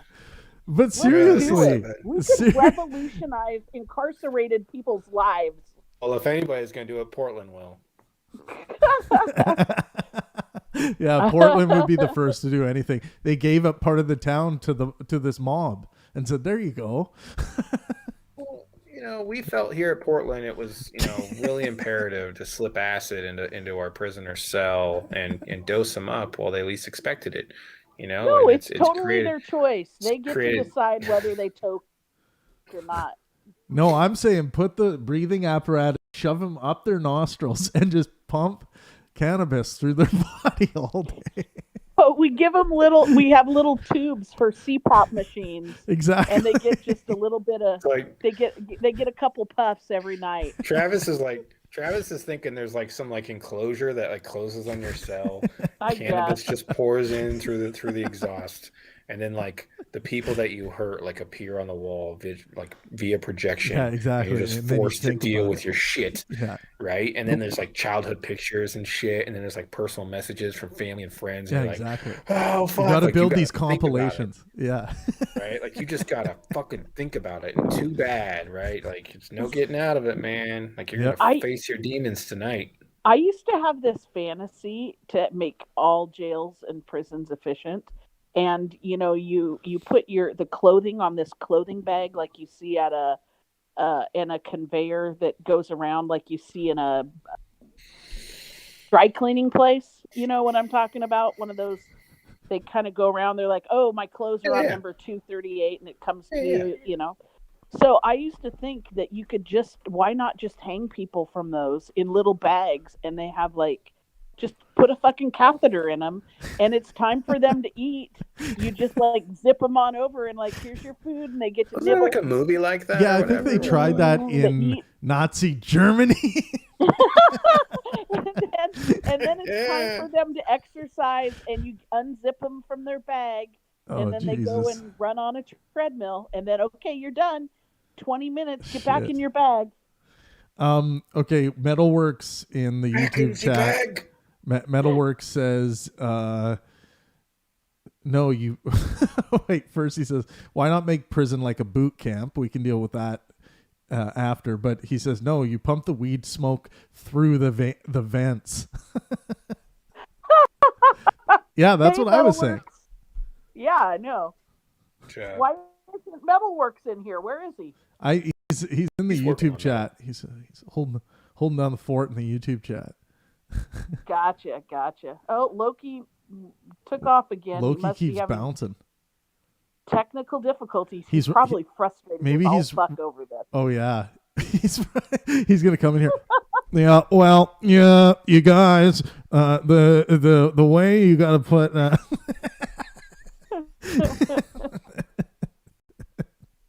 Oh, there's Metalworks. Oh, there he is. Everyone just gets out. There's Metalworks. I do my voice. I have to work more Um, on Grimm's. Grimm's is I know. I got to work on that, but I can do. It's pretty much your voice because we're like here. That depends on what you mean by much everything. flange. That sounds like Mace. That's who it There's is. a little too much on the flange, but you nailed it. I know, Before. I have That's to- really good. I have to turn the parameter down a little bit here. We have the same. I think we have the same one because we're both like West Coast boys. So Yeah. it's We're like hearing Northwest. back in the day, and like think of the 70s, they were giving like psychotropics to like serial killers and stuff. Oh shit! Yeah. See what's wrong. Oh man, this guy's got such a What? fucked up mind. You Let's were- see how far we can push it. Yeah, Well, dude, see if it helps. our government was tried for putting. I think it was like, was it PCP and like the French water supply and shit like that, just to affect the French water population. Yeah, it's kind of fucked up. Jesus. Yeah, That is fucked. we just doing that shit. But yeah, they experimented on. I think it was like angel dust or something like that on PCPs, but they're experimenting on inmates with it too. Gosh. Another funny thing. A thing I heard a person said once, like if the person was in prison young, and they did something petty, like they robbed like a store, or did something like they hurt someone, not really kill anybody. Once a month, their parents would have to come in with a psychiatrist, and they have to talk to their parents and get Jesus. admonished by their dad and shit. How many would I feel just like- choose the death feel penalty shit. instead? That would work on parents that were probably halfway decent, but you get some poor kid that doesn't have a parent that gives two Oh, yeah. flying fucks about Yeah, him. exactly. Yeah, That's sorry, the son. We problem. came here for the free donut. Yeah, exactly. It's like Hey, I'm so Metalwork. disappointed with you. Why did you do this? But I no, used you're to right. think- Some people would. I used to think Metalworks' picture was a penis with just like the hole open. It's just a singer. Because I I think you know what a couldn't see penis it. looks like. From far, I hardly ever know what a penis looks like, but from far away, just look at it. That's I a can bold move. kind of see it. That's a bold I can move. kinda You see come it. in here just. Man, you have had a horrible experience with dicks. Jesus. Oh no, it would be Jesus. that's an ugly dick. I have seen some pretty ones. It looks like Have you ever said that to a man? And like before, it sounds like a tardigrade. It looks like a tardigrade head. I can see zombie chick just like ready to like get in the mood, and she's like, "That's an ugly dick." Yeah, Why is it frowning? I would probably praise in public and say anything bad in private. Yeah, That's true. I wouldn't want to scar someone.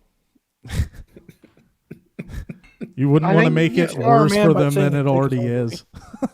I saw a guy with one that looked like a fucking door knocker once. What? Yeah, it looked like a fucking door knocker. Yeah, No, because the door knocker is like hooked, and then Yeah. it was really Fuck? weird, dude. No, that's not a. No, that's Yeah. that's. I don't think that was his dick, honey. Oh, It's no, not it a was- dick. it It's a was. tumor. I don't know what you mean by door knocker. He Like, thought it was an okay looking dick, and I didn't have the balls think to that's- tell him that it was a I fucking. ugly physically one. have no idea Well, I what you were think- talking about. Like, I can't even mentally, because a door knocker to me is like it's like almost like a chain, and then you grab it and then you knock the door like Yeah, as a well, chain. think about the part that hangs that you knock with. Think about the chain. Yeah, It looks like a just horseshoe. this weird It's a little horseshoe. hook. No, at the end, at the end, like it has like a weird little ball sometimes at the end of the horseshoe. A weird little to see it. ball. That sounds terrible. I have to say. It's man. like it has a part that kind of has mine has a whale, but anyway, it has a little ball with like a little piece on the back that knocks on the piece that's on the wall or on the door itself, and it looks like Okay. that piece. Oh, yeah, I guess so. I mean, It that's was like saying I've seen vaginas that look like cheese graters. And you're just like, well, I don't really. Hey man, cheese graters come in all shapes and sizes. I'm gonna tell you.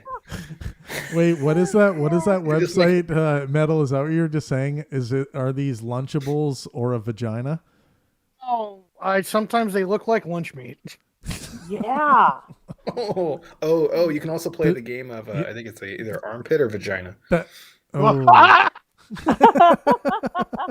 It's terrible. that's nasty. You guys remember that movie where the vagina had teeth? Oh yeah, Yes. and the movie's called Teeth. Yeah. Yeah. That's one of the scariest hated movies that I've ever movie. seen in my life. It was Just put an image in my super head. terrible. It's fucking funny. Well, dude, I and can't she's help actually myself for, she's like, a actually the week. hero in that movie because she's like this victim of rape and all this crazy shit's happening to her. She and it's bites kinda, the one guy it's who kinda- was nice to her, Oh yeah, she does. Spoiler alert. Right, Yeah. right. and he just said something like How Something many shitty, times and have she you took seen it this out on movie, him. Metal? I have a very good memory because it was very remember the movie. 'Cause That's not some shit you forget. It's kind of like have you guys seen the Antichrist with Willem Dafoe? jeez.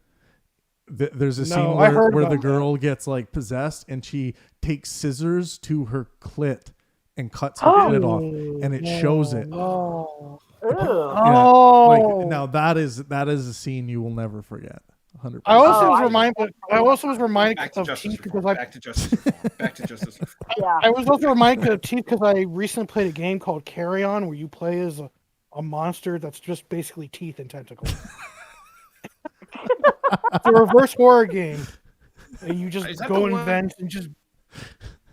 You're basically red and spaghetti you're with just teeth. yeah. Yeah, it's on Xbox. Yeah, I played that one. And it's like you Not on gotta the consume computer. more. You gotta consume more flesh to become more flesh, kind of thing. And then, or no, Don't confuse yeah, it. yeah. Don't confuse it with prototype because you're not a person. You are literally No, just a it wasn't a person. It was carrion. It was like you're like this like weird spaghetti thing, and you can you have all these you can have all these tentacles that like latch out and grab like You the can ceiling grab- and stuff to You can move. grab Yeah, people and you Yeah, and eat all them in sorts of half and stuff. yeah, it's pretty cool.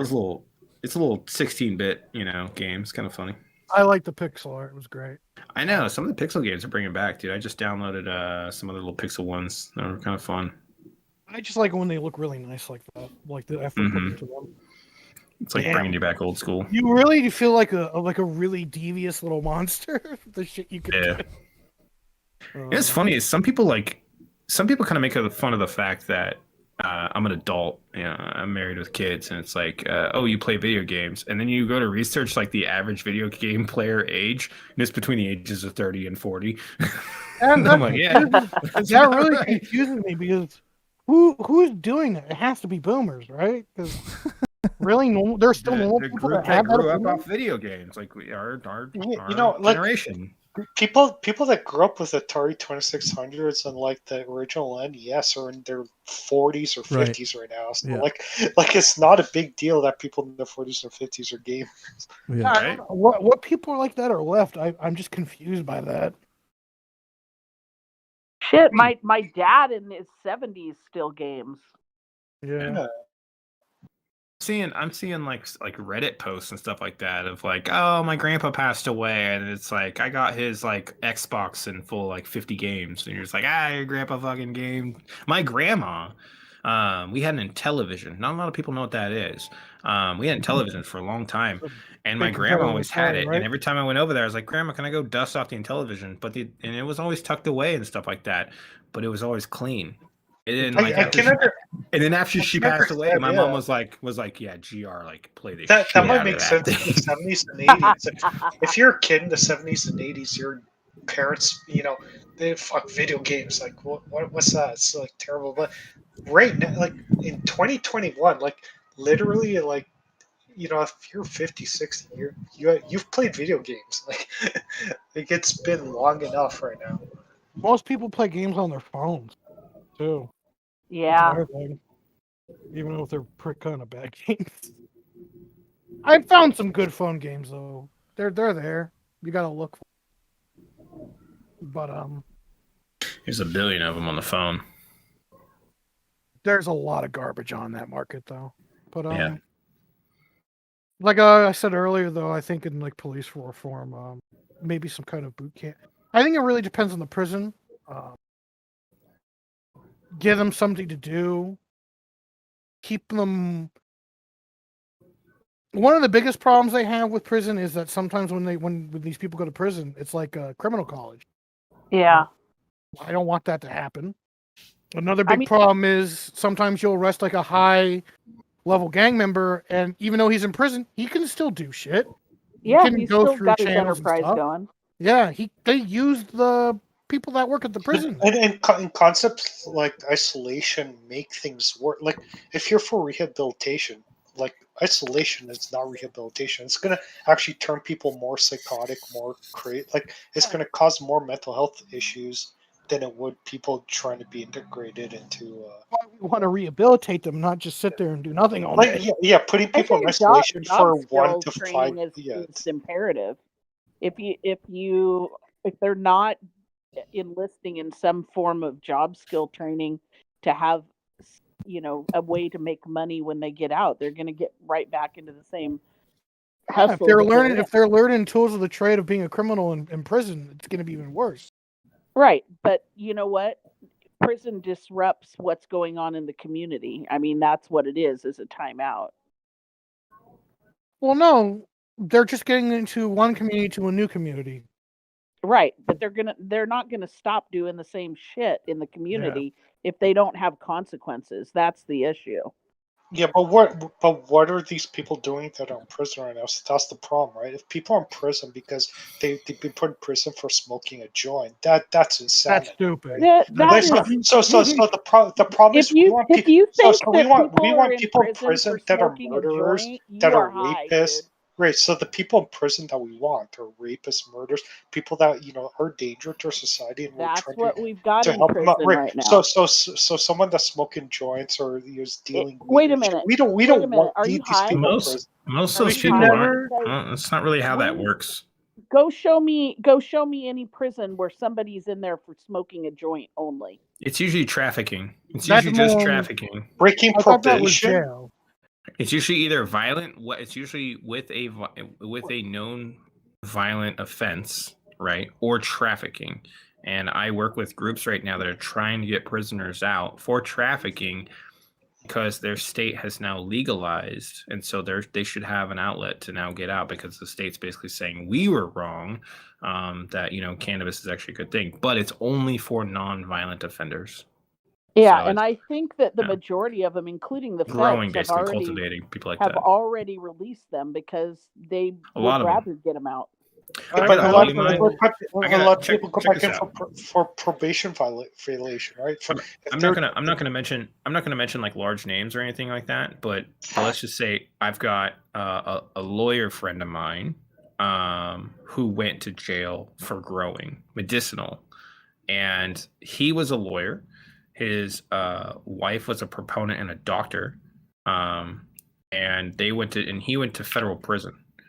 And it was only until California passed legally that he was able to get out of prison and then get he got his license back to practice law again. And now he advises the state. And in cases like that, it's like they expunged his record. He could open up his law practice again, like all that stuff. You can't pay that kind of stuff back, but it's definitely like, I don't know anybody that's in jail for like just smoking a joint. Yeah, he went to federal prison. That's what's harder, right? He had the means to actually fight that and get out.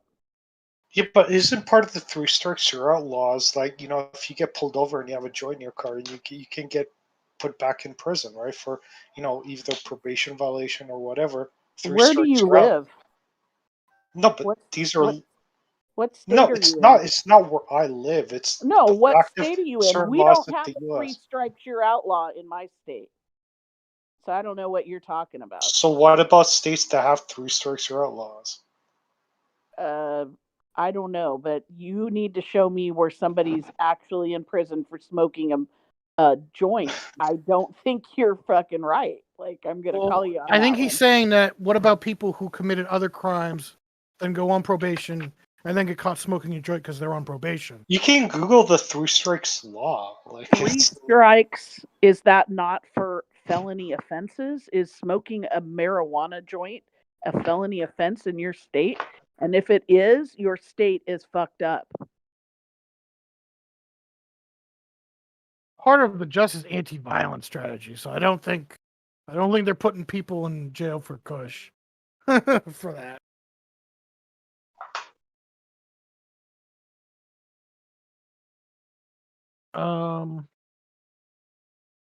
Federal prison though, isn't that like a harsher form of prison?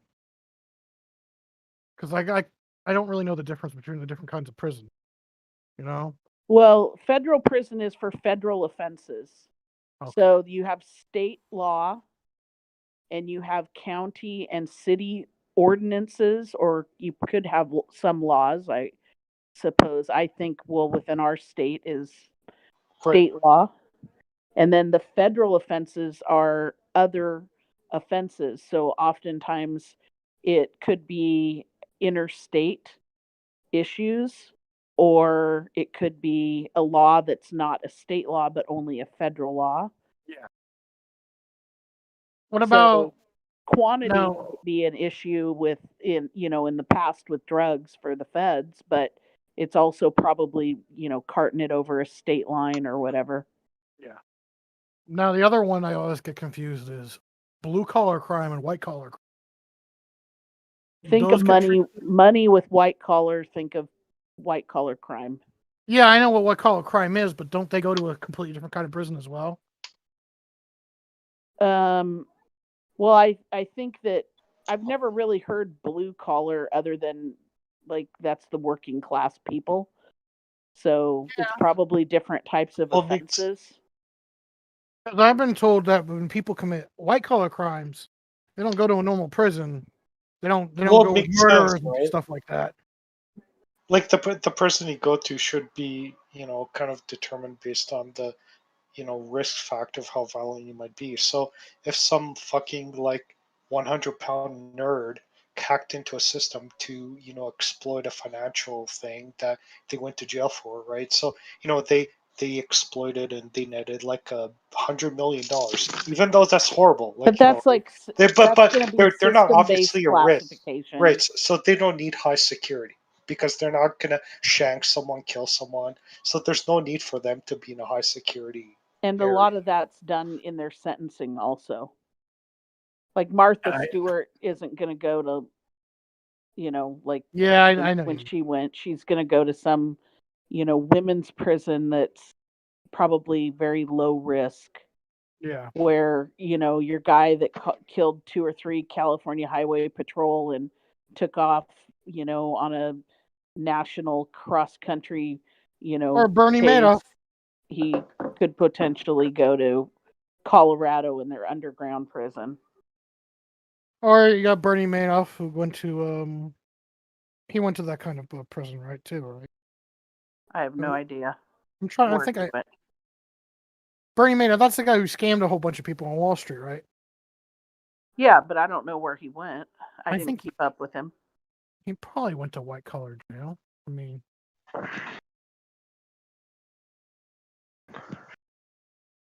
I'm looking up states with 3 strike laws. I want to see how many states there are.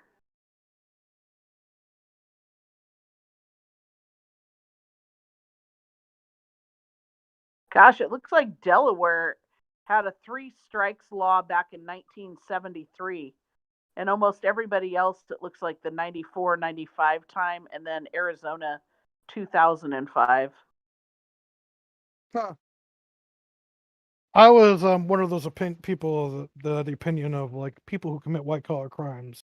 I'm like, I don't care. Put them in normal prison with the people who kill people, because yeah, they fucked up just as many lives with their shenanigans. I really don't give a shit. And then maybe people will start, giving a shit about prison more, and maybe it won't be so fucking awful. Once rich people know if they fucked up, they'll go to that kind of jail. That's how I look at it. I think more stuff will be done about it then. There are 29 states with 3 strike laws. I know I'm sandwiched in between 2 states that have 3 strike laws, but we don't have a 3 strike law here.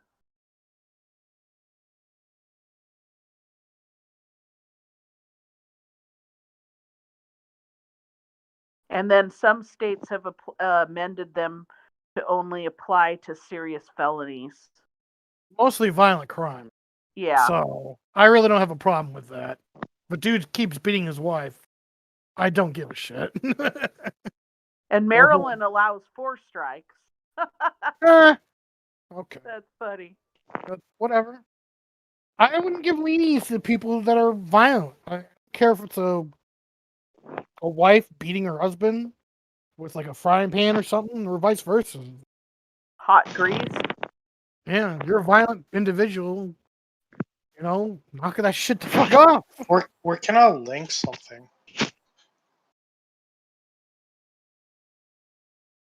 But oh my gosh, it says that New York has had a 3 strike law since 1797. I think that's a typo. So I'm like, there's an article from 1996 in the Chicago Tribune that 3 strikes laws mainly nets marijuana users. that's really Well, that's weird. weird because Illinois doesn't have a 3 strike law.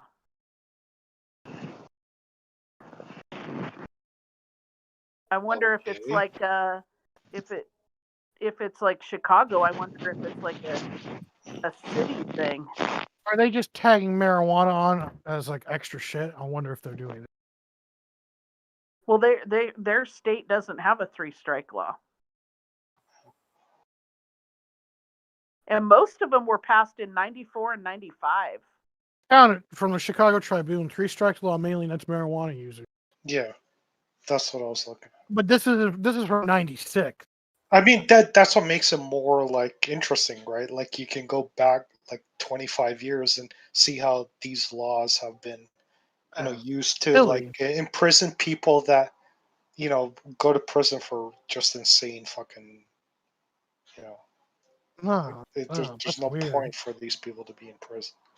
So there was a federal law that was enacted in 1994 that provides a 3 strike law definition for federal laws. And if a defendant is convicted of 3 serious felonies, of or crimes related to drug trafficking, they will receive a mandatory sentence of life in prison without the possibility of parole.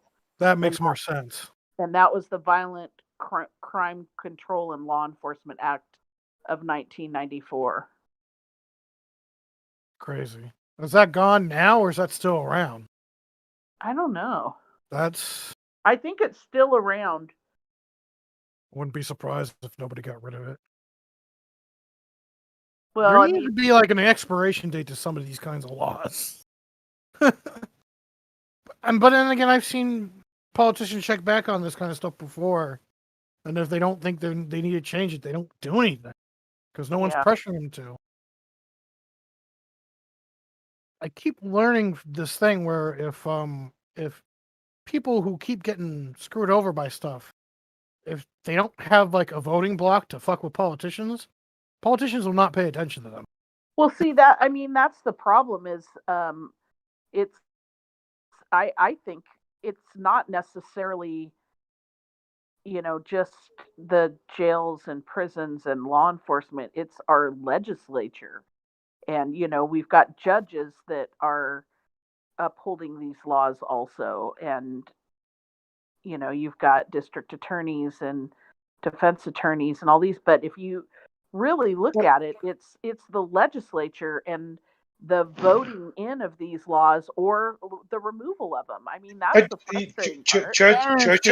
Judges and DAs should uphold laws. That's their job. The problem is I get it. The problem is the judicial branch that passes laws. So it's not the judges. The judges pass upholding the laws. That's not a problem. They're doing their job. The problem is that when they pass these laws, the legislative branch that makes those laws. The problem is when they passed these laws, crime was like out of control, especially in the 80s when drugs like when cops were dealing like with cartels and shit in like Miami and stuff. They had like real serious fucking firepower, and that shit in the 80s is why our cops are so fucking armed, because back then they were fighting these guys that had assault rifles with fucking revolvers. They didn't even have handguns. And this is the 80s. And, like, they're getting killed out here. And, like, that started the whole big shebang of really arming the shit out of cops to deal with these crazy-ass, like, drug cartel shit. But now, like, they're not so much of a problem anymore. They really don't need cops this, like, harshly armed anymore. But they still do it because no one's pressured anybody to get rid of it. Cops are armed because of case law and studies and actual incidents where people have been killed. Yeah, and that leftover stuff that I mentioned that happened all in the 80s and stuff. But the thing is like if you have a state that is too strict, like California, their 3-strike law was prior to 2012 was super severe, and so they amended it with Proposition 36, which made it less strict. And, in order to receive a sentence of 25 years to life in prison, a defendant's third felony must be classified as a violent or serious felony. And every time certain states, I see states try to like do things like legalize marijuana, of all people that start coming out of the woodwork, it's the local business owners being like, people like sell alcohol, like, it's going to mess with my business. We can't have legalized weed in this area. We can't have that. Legalized weed is you idiot. Not an issue, but what has become an issue is the black market trade of the legalized marijuana and so the armed robbery. People use it. Well, no, I'm just saying you're going to still have the people that are breaking the rules and the law regarding it. They're growing way too much marijuana, and the reason they're doing that in wanting to get rid of it is because there's still states that have it illegally. So, we had a guy picked up in not Colorado, Utah, with a bunch of legal Oregon weed because he had done a dispensary robbery. Wow. So these guys will go out of state and sell it. it would just be so much. I think the feds are like missing the mark. They just need to legalize it across the nation Yeah. and take the tax base on it. But I mean, the feds have been behind the curve all the time, right? Like, I mean, the feds have been like when California, no, like California legalized weed, and the feds were actually invoking raids on Californian weed growers that were growing it for medicinal use. So the feds have always been acting against progress. Yeah, but I So think that the tides have started I to hope change so. I think because, they've like, if already you think completely changed. It's just people are wondering why is it if still you fucking the more illegal. states that pass it and make it legal, the feds are going to finally realize that they're missing Yeah. out on a lot of so. income. The feds already know this. So when you have a state that legalizes, even when the feds want to come in here, they have to have approval from local jurisdiction. In fact, most of the time, the feds don't even want to do it because they just don't have the manpower to do it, because you have to refer to the DEA. The DEA does not have enough people. It's like 10,000 law enforcement officers across the United States. They don't have enough people to do a raid. You have to get your local sheriff to do it. Okay? So when a state legalizes and they can show proof of a permit, no, there's no raids on those people. In fact, when there are raids, which has happened like once or twice, don't get me wrong, it's usually A, because they're illegally still doing something, even though that they are licensed, or B, there's just a misunderstanding, and that cannabis is usually returned. It's not put towards the feds. The other side of it, too, is that legalizing recreational cannabis across the nation would destroy the legal industry at this stage, in my opinion, and for most people actually evaluate that way. The reason why is because it's such a heavily regulated industry that you're going to add more regulation to it, and that causes a problem, right? The industry is trying to grab hold right now and trying to grow, and so you're dealing with this constant issue of, let's say you have an outdoor cultivation right now. Well, your permit says you can grow about half an acre to an acre. What does that mean in revenue? About 1 to 1.5 million. What does that mean in taxes? Well, depending on your company structure, you probably have to file under 280E, which means that's a 45% tax margin right there. So you're not making shit. If anything, you're making a loss. And so it's going to be a few years until you can kind of get those taxes eased up. And now you want to put another tax on it because you federally regulated? No, thank you. Your state has enough consumers right now to consume your cannabis. The best way to do it would be to nationally understand the medicinal nature of this and allow medicinal to be traveled across from state to states, so that somebody in, say, Utah can get cannabis from, let's say, like Oregon, because that's the strain that is best used for their body and their symptom right now. And so that looks to be what the feds are going to be pushing forward before they recognize any type of recreational. In fact, the best way to do recreational is through intrastate, which means Washington can sell weed to Oregon, or can sell weed to California, can sell weed to Nevada, but can't sell weed to like Idaho, because Idaho is still legal. And you also can't jump a state to try to sell weed, let's say like California weed to New York, because if you pass through a state line that doesn't allow it, that's that state's preference, and you shouldn't be crossing the border. So that's kind of the landscape that I deal with this, and this is my professional realm. Why Yeah. should weed not be regulated exactly the same way as alcohol is regulated? Because in Canada, weed's been regulated for 2 years now federally, and it has not presented an issue. There aren't zombies on the streets. And I can answer that. So I mean, okay. So the question is, why did Canada easily implement this policy federally, and it's proven to be completely successful, no issues? But why is it a problem the U.S. to implement it federally in the same way we have alcohol laws? Like, why do we? Well, I think Canada and America is set up totally different in regards to state rule. State rules and population densities. So Canada has about 200 million people. That's about everybody in California, right? But when you have state rights, right, as compared to Canada, which Providence rights, which really don't have rights when Canada says we're just going to do something. Well, states have to individually pass these laws. So alcohol kind of does that same thing. But eventually we'll get there.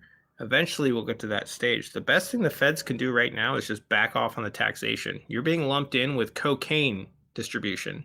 That's what a cannabis guy is being lumped in. 280E tax code means like Al Capone shit.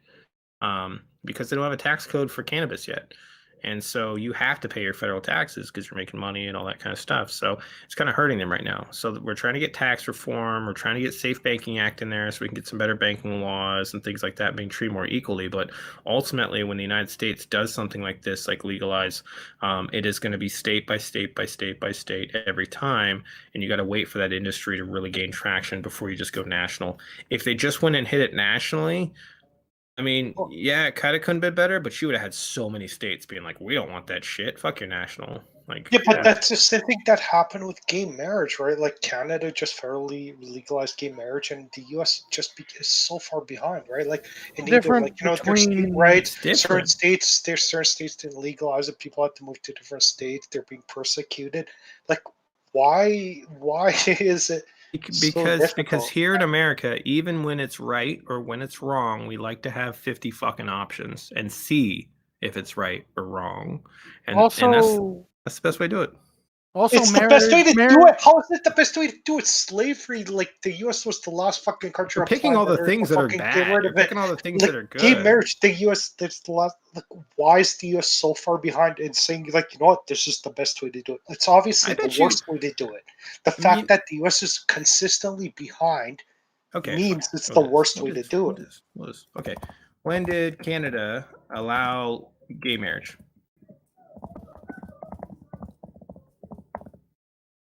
Let me Google that. I was also going to say that gay marriage is different from, say, something like weed, because you don't really lose anything when gay people get married. There's nothing being traded, or there's no really money involved, except these people now share they're married. So So in Canada is a 2005, commerce thing, yeah, and Okay. the marijuana is a commerce thing, and like you said before, there's all this regulation in place and stuff. And when he mentioned that, because it sounded like me, the biggest problem is if we legalize it now, the regulations that we have right now would hamper it. And I was going to ask, can't we just do something about those regulations? Because they sound like they're way too harsh for cannabis. That's my big problem with that. But he already addressed it. Well, So in better Massachusetts, regulation and stuff. in Massachusetts in 2004, gay marriage was allowed. So we did a year before. So there you go on that one. What was the other one that Canada just legalized? Was it cannabis?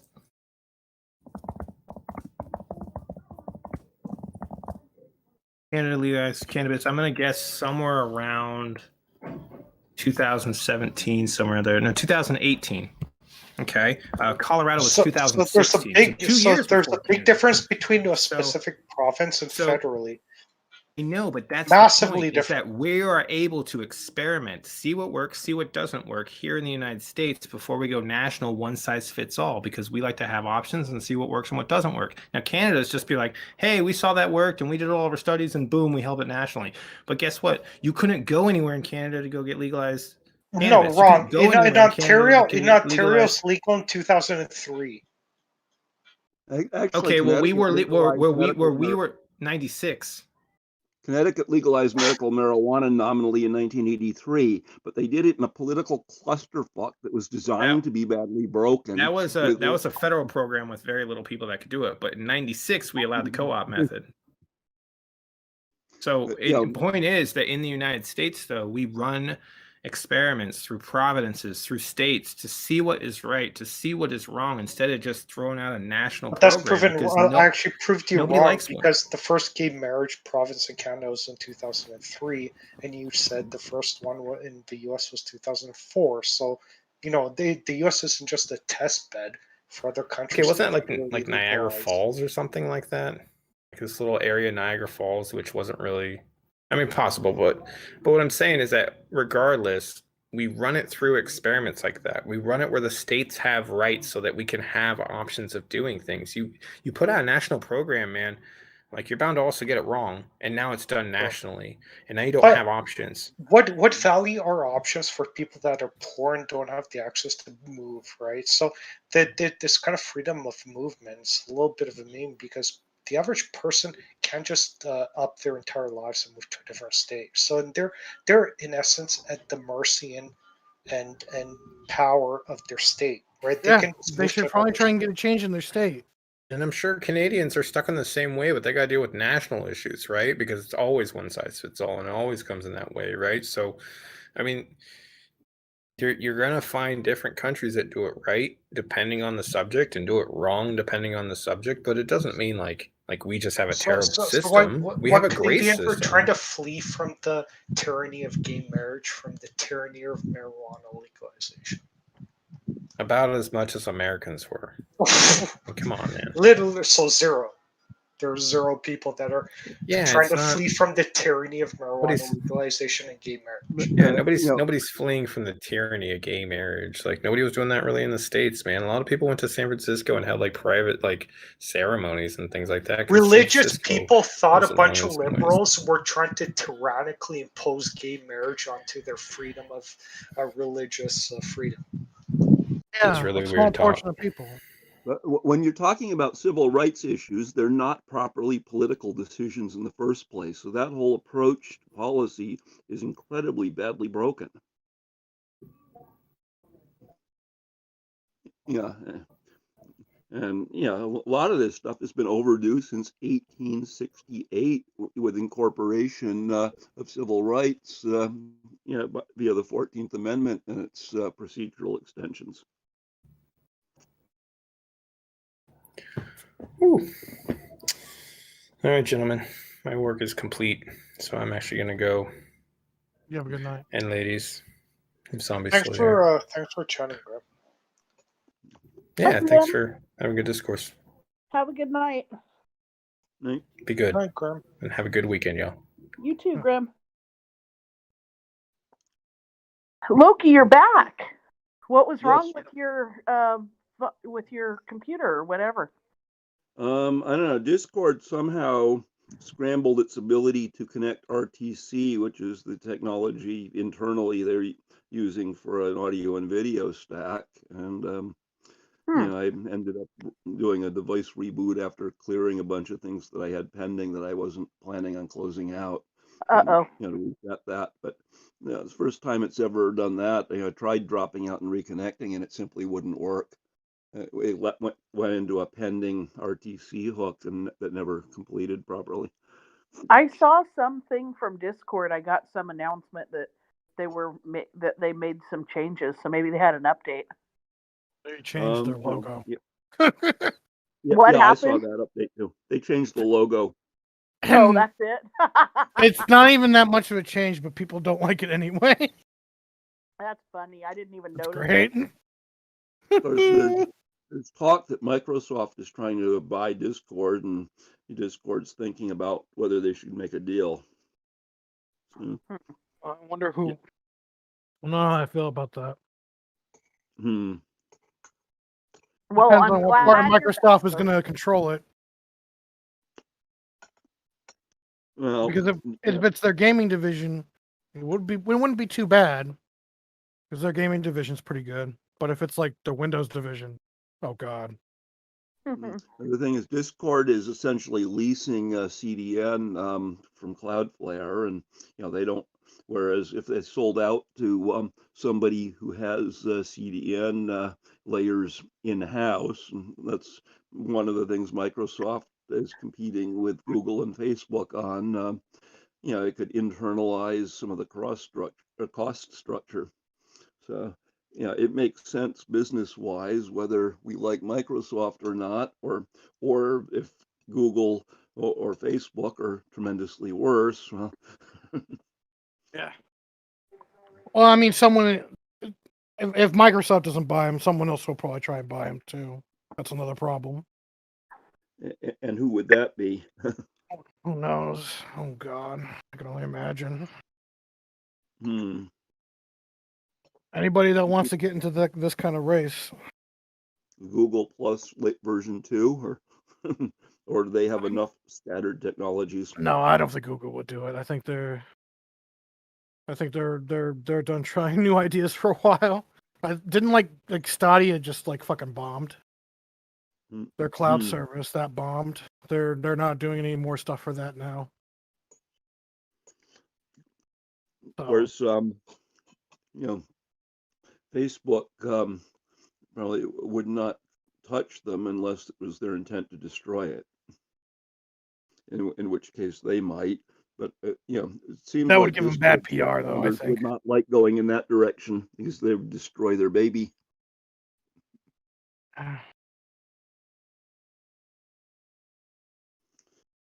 You know what? Who could probably benefit from this? So, Twitter. Who? Imagine if Twitter bought this. I would not like to see Jack Dorsey's influence increase. Neither would I, but it would be weird if they did. But I could kind of see it. Dorsey would not be a high priority compared to Zuckerman, but some of the shit he's pulled, he deserves to be shot for. And the whole, when you have social media, town commons in effect, with greater influence than major national world governments, it's really overdue that we treat them like public accommodations at the least and subject them to the non-discrimination criteria, not a fraudulent version of CDE or CDA section 520 or 260 or they shouldn't have safe harbors subject to arbitrary interpretation to impose policies that have religious and cultural prejudices. Anyway, on drugs, another thing I was thinking before is, how do we end the fraud of pretending that Schedule 1 should apply to recreational or religious and spiritual or cultural use of natural substances? Or including self-medicinal traditions and painkillers, or or things that might be hallucinogens, or that pot as a spiritual substance certainly doesn't have a reason to be medically regulated. Or if you're considering public safety, how many school kids can a kid with $10 kill buying a bottle of Tylenol, 500 extra strength Tylenol, compared to heroin, pot, or tranquilizers, or anything RX or politically prescribed? Are you saying that there are some Schedule 1 drugs that are like connected with like spiritual use are also Schedule 1 drugs? Yes. Is that actually true? That's really disheartening. So we pretend that no civil rights exist because we have it's not real if it's not an FDA approved medical purpose. The problem is people, I think, have been complaining about this for years, but they're not pressuring their politicians to do something about it. So if they're not telling them to fix it, they're not going to fix it until people start getting their shit together, start really like pounding on the door, like legalize this shit now and stop doing this. The fixes that have happened have been clusterfucks. Yeah. Like in response to the mixture of the procedural partial overturn of the Religious Freedom Restoration Act and Smith v. Oregon Employment Division back in the days when our chief narcotics addict Rehnquist was head of the court. He has enough medical benefits as to play above the law. They denied unemployment benefits for somebody engaged in Native American spiritual traditions with peyote outside of any work hours. That's really fucked up. That's not good. And Congress tried mitigating that with some new civil rights law, which is it's in the 42 USC late 1980s. It's after the Reconstruction era stuff and before the Civil Rights Act of 1965. I really do look at it this way because if the news doesn't talk about it, if the people aren't being told about it and informed about it and made to get mad about it, and they aren't banging on the door telling their politicians to fix it, no one's going to do anything. That's the problem. How many people even understand the structure and history of civil rights law? I don't. I really don't. Not much. Sorry. Like how about the idea of an affirmative defense to criminal statute combined with a civil procedural cause of action to enjoin violations of rights and recover attorney fees.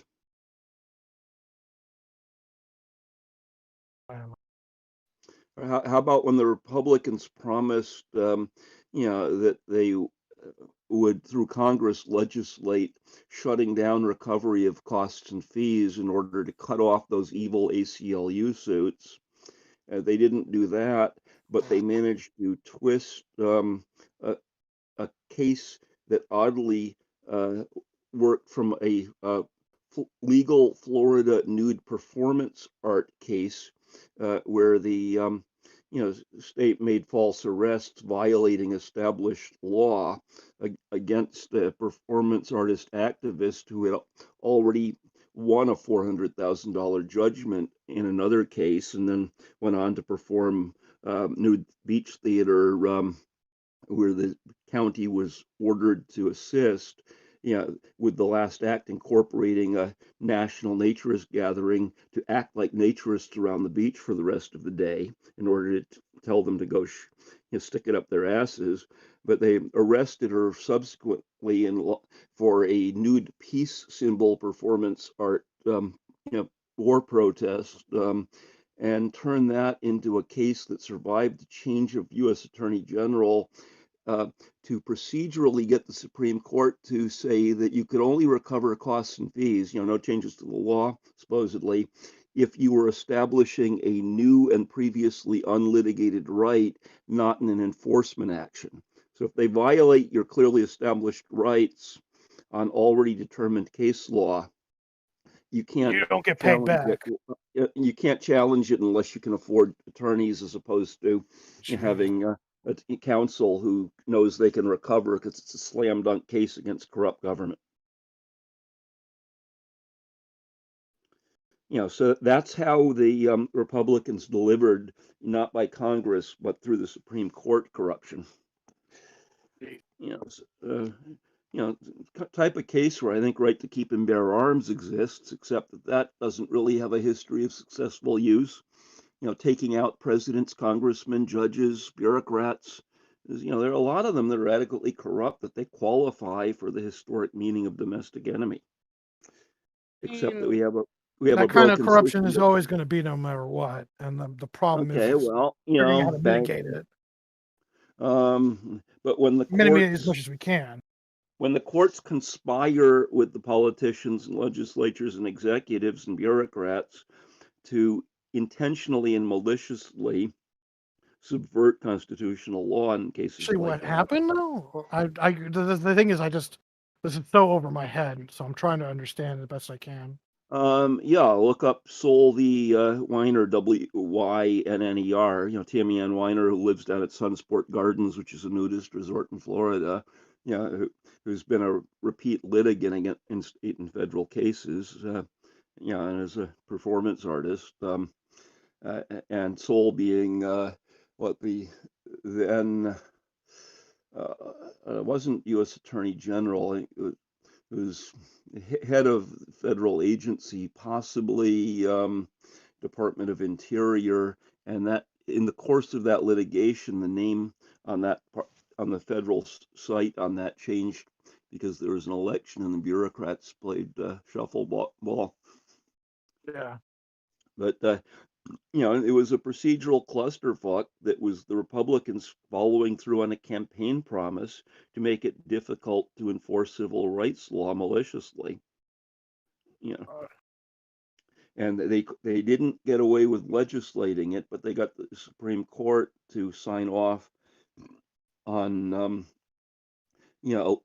voiding statutory law in the late, I think it was 42 USC 1986, I think that if I remember right, I sometimes scrap 1983 is an obvious one there, because that's like one of the most widely litigated pieces of civil rights law, Civil Rights Act of 1873, Reconstruction era 14th Amendment implementation.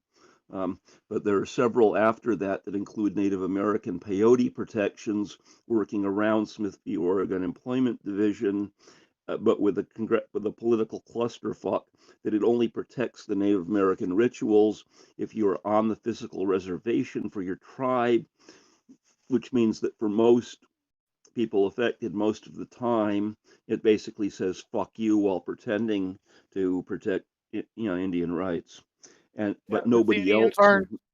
aren't on their land, they Hmm? can't. If the Indians aren't on their land, they can't practice that spiritual peyote. Is what you're saying? Right, Jesus. Oh, and so that's freedom of association and travel and and if you don't in Canada, you can get an Indian card without being a member of an approved tribe, but in this country, if you're not part of a Bureau of Indian Affairs approved tribe, some of which are delisted by paper genocides over the last century, you can't qualify. If you're part of a tribe whose elders see BIA as highly corrupt, which a lot of them do, and they won't play along with the Indian card games, you're screwed. So, there are a huge number of procedural games that are played by bureaucrats, courts, legislators, and executives. seems to go They- over normal people's heads, and because they don't know about this, like I said, no one's there But to keep them it's really responsible. easy to understand without complicated, lengthy, detailed explanations, isn't it? Yes, I'm trying the best I can. I Oh, really am. I'm yeah, sorry. but everybody here knew exactly where the sites are, right? And Uh, Hmm? But how many Americans know that you know one of the most used parts of civil rights law is a Reconstruction era enactment of the 14th Amendment that's incredibly vague as to exactly what it says or means. That essentially is the equal protections of law, incorporated inside states, but that even that was a clusterfuck because that back then Congress exempted itself from the enactment of the 14th Amendment, and that didn't get established until Bivens versus 6 unnamed U.S. narcotics agents in the 1980s, which was a case that also said under conditions so potentially complicated and circumvention prone, that nobody hasn't studied it, which includes most lawyers, could really make sense of it. It's okay to shoot, crooked cops and sue them personally, not just officially. But under such convoluted conditions, it's very tricky to actually enforce.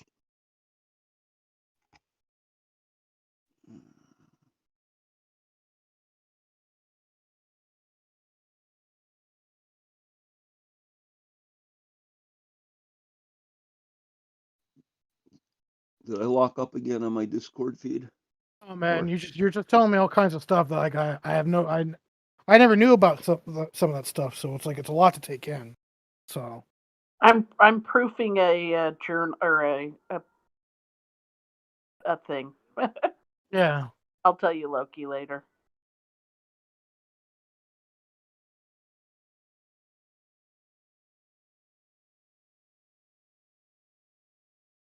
And watching Arizona State just scored 2 runs.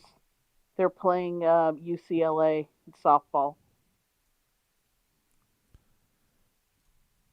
Well, did we solve all the world's problems? I am back. Hi. Hi. oh god, No, we're trying to eat the whale one bite at a time. Ah, yes. we're trying to carve the mountain with a toothpick and a styrofoam hammer. Perfect. That's my favorite gig. Sounds like my Yeah. life.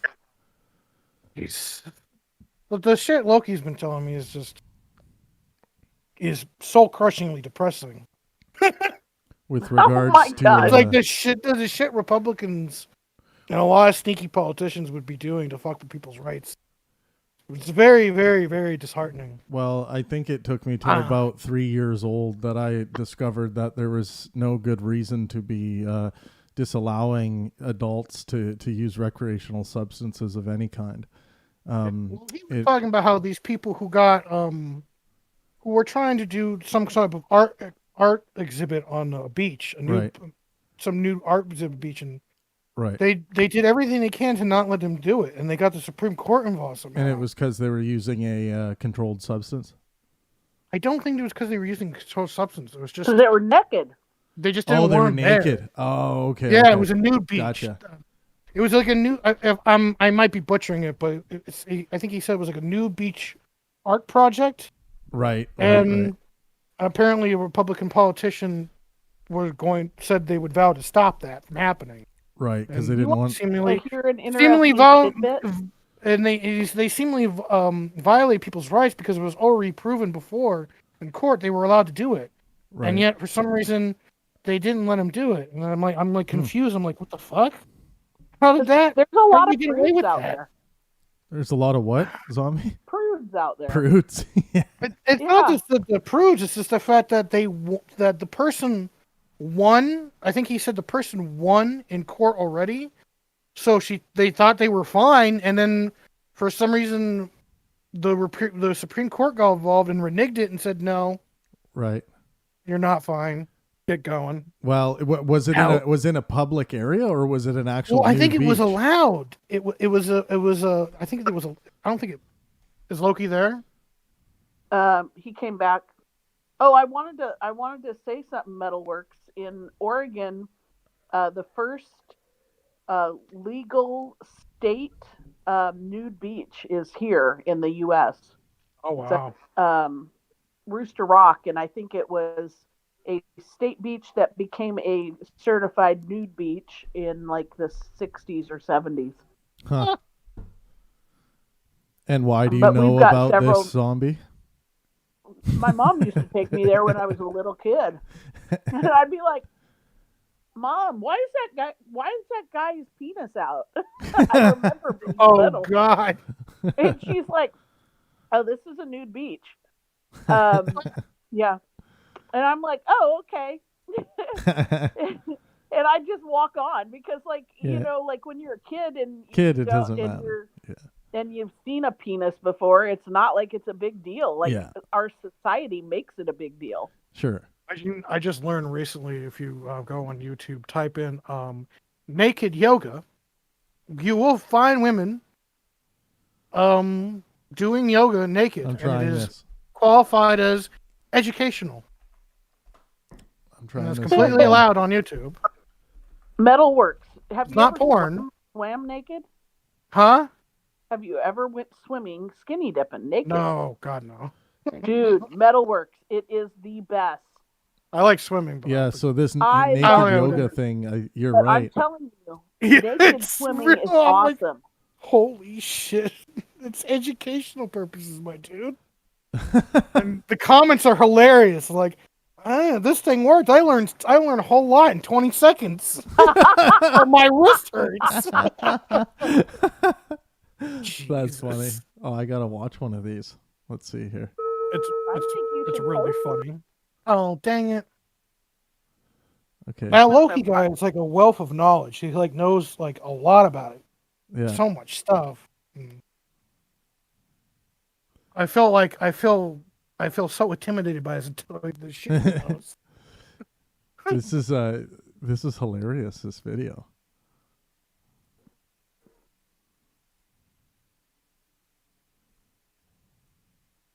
Naked yoga, and this guy's got like the mutton chops of doom. So there's guys doing naked yoga too? Well, he's instructing her, and she was just in the downward dog, and he's standing there explaining while his dong's out. Oh man. Yeah, I saw one with 3 women doing it, and they're sitting there, they're all dressed. I'm like, oh, maybe it's not what I thought it was, and then they took their stuff off. I'm like, wait, no. Also, oh God, it's real. Also, this video I'm looking at right now has 4.5 million views. Came out February 16th, 2021, and they have their pubic hair is like, hey, the 1960s called.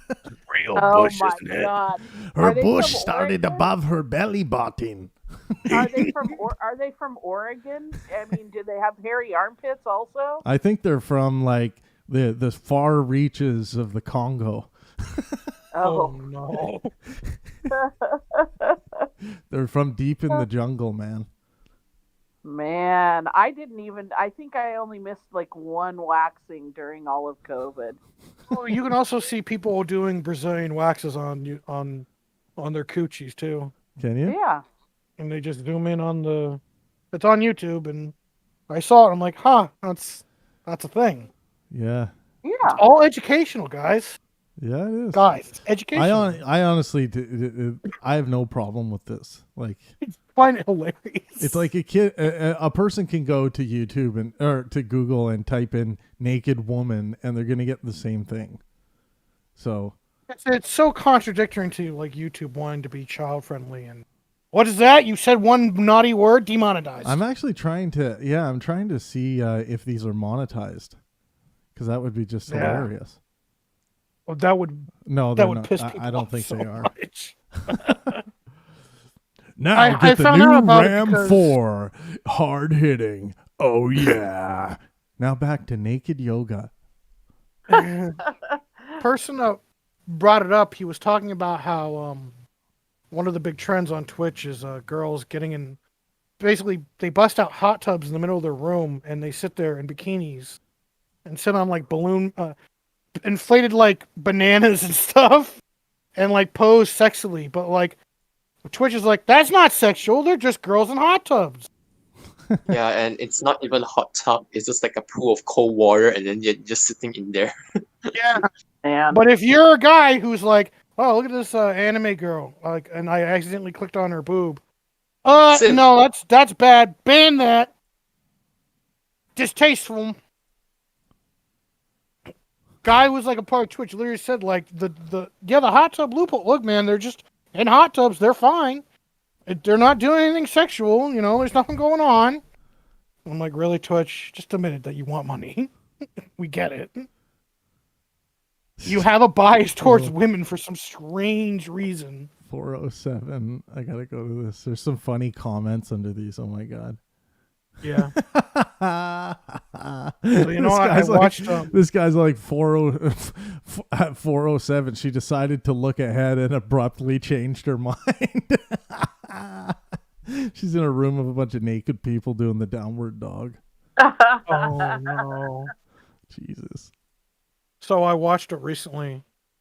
It was a Samuel L. Jackson movie, 187. Do you guys remember that? No. Samuel L. Jackson as a teacher in the 90s. Oh, I do remember that. That movie is nuts. Yeah. The ending is heavy. Holy shit. Yeah, this is funny. I didn't know this existed. Yeah. Hey, Travis, do you get those stupid messages like from that chick often? The No. one that was No, like, I just all posted. offended because of the meme? Yeah, I reposted it with her name taken off because I thought it was quite funny. Yeah. But yeah, that stuff comes in all the time. That one in Wow. particular I thought was quite hilarious, so I had to screenshot it and share it. Yeah. Props for not giving out her name, though. I mean, yeah. Yeah, no, there's no point in doing that. And No. but yeah, it's it's kind of funny. Like, I'm giving her like the full on responses and answers to her question, and she doesn't address them. You can see her, she's just getting mad. She was hangry. Oh yeah, she was pangry. Hangry. Yeah. That's awesome. Who is this woman? It was like some random person. Yeah, like, if you go to talking to you. If you go to the Pangburn, yeah, this is just she DM'd the Pangburn Facebook page because she was upset about a meme we posted. But if you go to hashtag Pangburn and scroll up, you'll find it. I posted it yesterday at 8:34. It's just a couple screenshots with what I posted above it. Yeah, warm weather is just around the corner, fellas. Don't let a $7 sundress cost you a $70 or $70,000 in child support this summer. And and she got angry. Then she writes, why would you invite me to your page? I am a woman and a feminist and progressive. And then my response was, we talk about all issues relating to philosophy, science, and art. This is a place to strengthen your skeptical foundation and ability to interlock with differing opinions. And then she says, so that sundress post, how does that meet those goals? And then I said, first, it is funny to some. We love all forms of humor here. Second, it has given rise to some good conversation and insight already, which will continue. And then this is where she went bipolar. Just keep your Trump fellatio lives to yourself and leave us educated, decent people alone. Get over it. Your time is past. Well, just stop inviting smart people to your page. It's not insightful, you ignorant fuckstick of an incel. And then my response, and then she, then my response was like, "What does Trump have to do with anything? And why so much anger?" And my last "why so much anger" couldn't send because she had already blocked. Why are you so booty bustled? What's wrong? I should have. Who rustled her jimmies? Panties in a twist. That's the one that'll really jostled her Jim Johns. Jostled her Jim Johns. Hustle her Russells. Ruffled her feathers.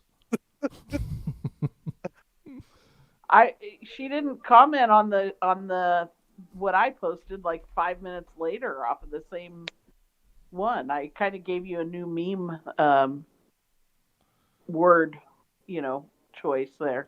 Oh, I ever told you about this, but I remember reading an article about how the new Daily Show with Trevor Noah, how the writers had to get away from sarcasm because their audience didn't understand the sarcasm anymore. Oh, that's funny. So they had to stick with satire because they couldn't do sarcasm anymore. And I'm like, this is the Daily Show. All they do is sarcasm.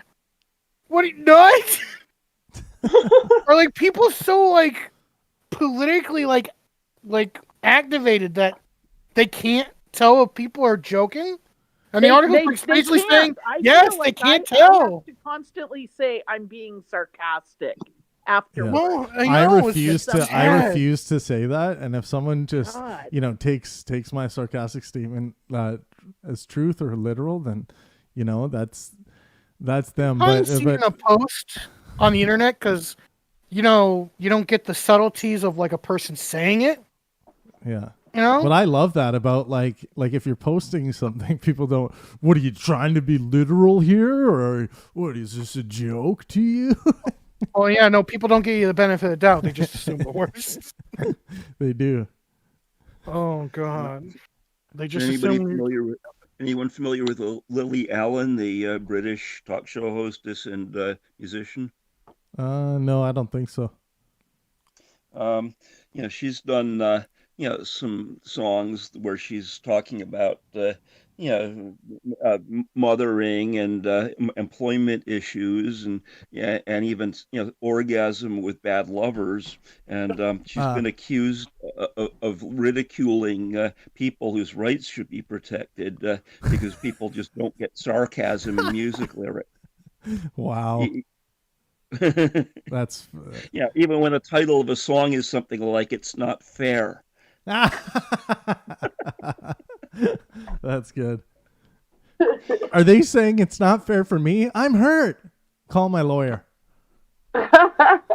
Well, it's British, so they can't do that as easily. But they have a different style of protesting and being idiotic bitches. Yeah, recently I heard in Scotland a whole bunch of people freaked out that they tried to deport these two alleged Muslim people, and even though they were there illegally, and the whole people just went to the office, I think the deportation place, and they just mobbed around it, and they just demanded the people to be released, and they eventually released them. Like, it's a Muslim holiday and all this stuff, and like, what are you doing? These people are probably like refugees or something. Why are you not letting them in? Turns out they're not Muslim. They were Sikh. They were they were Sikh. Oh. And even though they admitted they were Sikh, they try to play it off like, yeah, it's the holiday of Eid or something, and it's really important that they're not even whatchamacallit, refugees. They were just there illegally. Right. And Scott and and then I remember Scott and officials assuming they're Muslim and everything. I'm like, no, they're Sikh. What are you doing?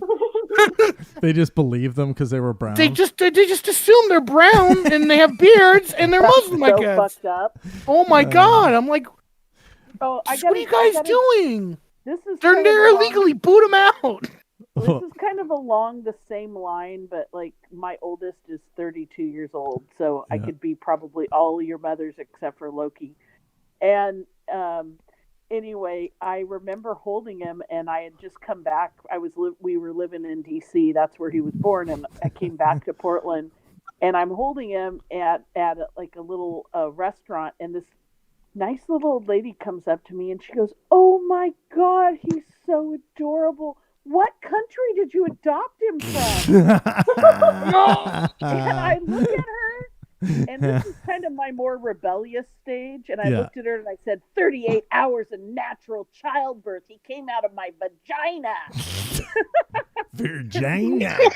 And she That's was hilarious. mortified. I feel bad now that I probably embarrassed her but she just, it was, yeah. I mean, that was a while ago, but people just jump to fucking conclusions.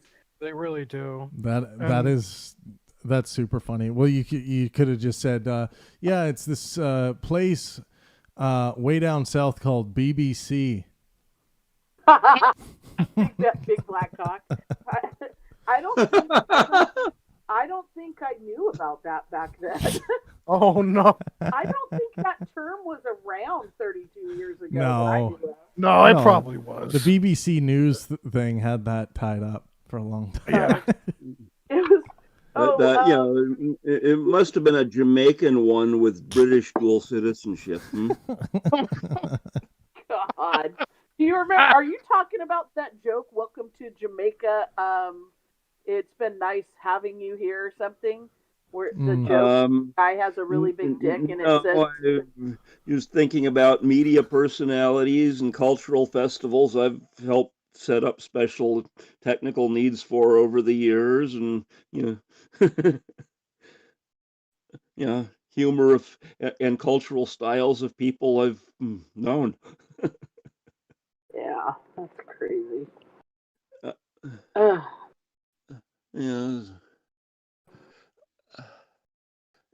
Loki, you seem kind of bummed because you've been having these technical difficulties. Yeah, I guess Discord must have pushed a code update that isn't being nice to me today. Don't let it get you down, my brother. It's got me down as the whole microchip shortage. I wouldn't really care, but it keeps making everything I need expensive and hard to find. I want to get a new graphics card, and I can't get one because scalpers keep fucking buying them. What in the hell is going on with gasoline in I live in Pennsylvania, and people are actually hoarding gas, and we're not even affected by it. Wow. By the gas problem. My mom told me this, we're not affected by it. We're fine. Wow. The global fuel supply has temporarily gone up, but it might go down in the next week or two.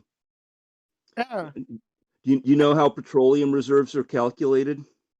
No, how? I know you will. They're calculated based on what's economically viable to extract. And there was a cyber terrorism attack on a major pipeline operator from the Gulf Coast refinery region up towards the mid-Atlantic East Coast. And that's been played up so much in media and so much by, crooked marketing market, shysters, yeah. that they've created enough of a panic, even though it's already fixed and things are back to normal now. Is only a days long situation. That there's been a major market surge, and that's profitable for certain entities. You want to know what's the kicker too? Biden paid the hackers. What? They paid the ransom. They paid him $5 million. My God. And I'm like, Fucking dude, kidding? you better Okay, now that's you just better gonna go after continue them to after happen. giving them that money, or it's gonna cause more problems. It's gonna continue to happen. That's illegal under federal law. And even like US companies doing business in Africa and other countries where corruption and bribery is the norm, if you're running a frigging food charity in Africa, you can buy a manual for charitable operations to decide what countries to go into or not, or how to function, that explains the amount and forms of corruption in different countries. And the levels that vary from about 20 to 80% corrupt government that you may have to deal with if you go there. But U.S. companies have to like find ways of saying like it's lubrication expenses in the Sandy dust storms, because they can't write it up on their books as what it is, even if they're dealing with international norms, or they could be criminally prosecuted. Jesus. Yeah, so, yeah. Of course, an electronic installation in Africa, poor countries may be, 3 to 5 times the cost in this country between, shipping in tech support and equipment, when they just don't have, the infrastructure locally, and you have to be handheld, from overseas. You can't just ship them products and expect them to install them properly. But the same thing applies to frigging food and medical charities. Huh. Hmm. But cases of whiskey to workers can help get them to get off their butts and work. It's just you've got to let them know you've got it, but they won't get it until after the day or the week's over, because they'll be drunk on their asses when they do. You want to know something funny I learned when in Soviet era, I think it was Soviet era Russia, one of the ways they would get Russian people to do stuff, one way they would pay them, instead of just giving them money, they just give them vodka. Mm-hmm. Give them copious amounts of vodka. And the bottles were designed in a way where if you open the vodka bottle, you couldn't reclose it. And they didn't care because they knew the people would just drink all the vodka anyway. Wow. So cheaply made bottles. And whenever they try to like stop giving people the vodka, whenever I think leaders start toning down the vodka supply, it really pissed off the people. They wouldn't fucking work and shit, or revolution would happen because they're not getting their shit. Oh God. It's crazy. Well, cultural norms. Yeah. But a lot of the defamatory stereotypes you run into are pretty real. And I know in Russians I've known who've been in the U.S. You have like one engineer who is fairly well disciplined and clean, to three sloppy drunks who throw trash all over the place, or if they have a wife, are having drunken brawls and damaging stuff and terrorizing neighbors. So, like 75% of them are, reckless, extreme drunks. Yeah, because the government kept feeding them alcohol to placate them. Jesus Christ. But then back home, the intelligent ones who can't stand that shit, for lack of other viable work, if they don't want to work for a corrupt government, may end up becoming criminal hackers. That's not particularly desirable either. I hope Biden goes after them. I hope he just didn't just give them the money and be like, yeah, here you go. This doesn't have any negative repercussions or anything. Nobody else will, try to hack us and take ransom. Mm-hmm. I heard that's something Caesar did. I heard when Caesar gave like pirates or something bribe, he would immediately go after him and kill him. I think that was either Caesar or some ancient ruler that got revenge. I could be wrong. I heard that that thing recently today. I have to go watch it again and see if I'm right. What's that? I'm not really good at remembering stuff. I always miss out on certain key important details, and I don't know why. I don't know if it's like a learning disability, or if I'm just stupid, or both. Maybe You've gone to the deniability school of cherry picking fragments from officious sounding sources. he didn't like that. Hmm? He didn't like that, you know. What Deniability? being called out on his bullshit? Yeah, Is that what he would do? He would just cherry pick stuff? Well, yeah, that's what he was doing again, the last day or two, and he's done it repeatedly before. And he's also claimed that he's better at arguing, except he argues in the style of a 13-year-old bully who never grows up, who's learns to think about life as a zero-sum game, as opposed to trying to expand the shared pool of knowledge or social function. And he'll set up topics that he pretends to have expert information about, and what he'll really do is come up with nutcase paradigms that allegedly reflect proper choices, but that are unrealistic for how people actually live, and cherry pick a few papers behind a paywall at his former college, and pretend that that rationally explains the proper moral position and policy for everyone in society globally. Do tell us how you feel about this. Well, I do try to avoid cherry picking. I only bring up information because it's just stuff that I've heard. But he didn't give me a direct answer when I asked him how many hours a week does he expect everybody to, read random papers, and please round to the nearest 5,000. I know. I saw. How many hours are there in a week? I don't know. 24. We've had this conversation, Loki. When I told you I just am going to trust you on it because I don't have enough time to dig into that. The only time that people do that kind of stuff is when they're doing debates and they have like time to prepare. Or when I'm doing a presentation, I dig that deep. Yeah. Except that when you're taking an issue that has aesthetic and subjective elements, medical issues of differing severities, cultural issues, as well as economics and global ecosystem, only some pieces of that can even be answered rationally, and most of them don't have global correct answers. So, when he tries to use a stack of, teenage logical fallacies that you could, itemize without going beyond Wikipedia level study, that's not exactly what, you think of as an advanced university and an honest, serious education. And it seems to be what he's used to getting away with somehow. Does he usually seem to argue in bad faith, or?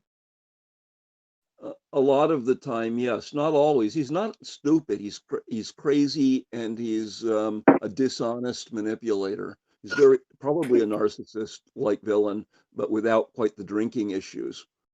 Oh, and with a lot better education. But his daddy was part of a U.S.-based crime family. Deloitte Touche before their antitrust breakup into separate divisions. What, did he actually knew about? Did he actually admit that, or? Yeah. Oh.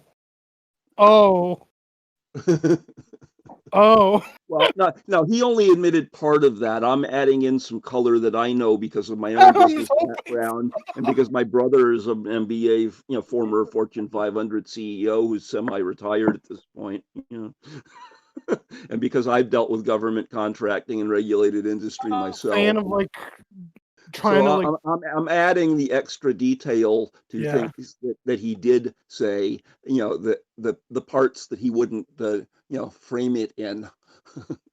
But I'm not a fan of just framing all rich people as conniving scumbags, but when they're admitting to it, I'm kind of saying you are one, bud. But he's in South Africa, which has a somewhat vicious cultural history. Yeah.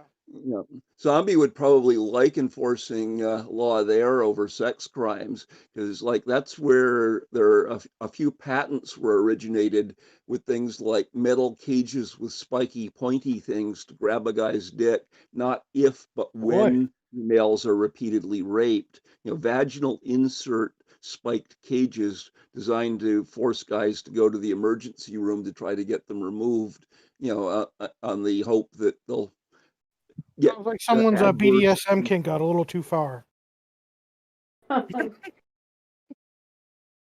think they forgot the safe word in South Africa.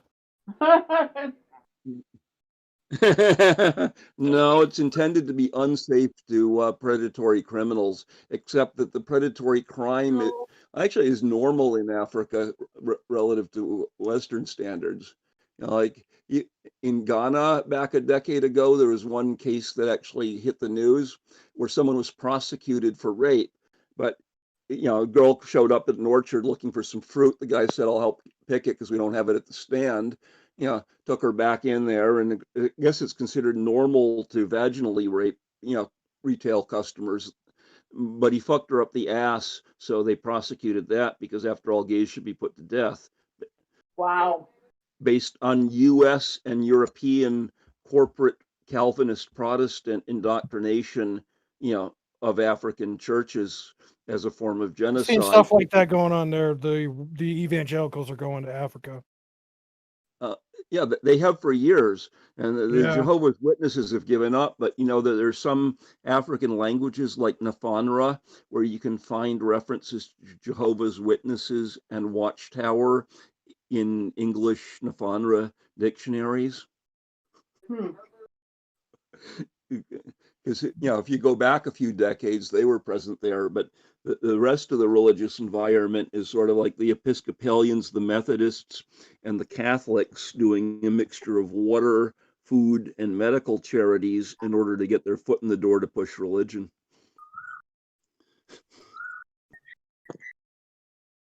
And then some remnants of the old overland trade routes and Islam coming down from the Mideast overland, if you go back farther. Just a cornucopia of bad ideas. Great. Well, but they're ever so respectful of the traditional sexuality-based rituals for the maidens. Why does it sound like that's a bad thing? Which the oppression of traditional culture, or the retention of it.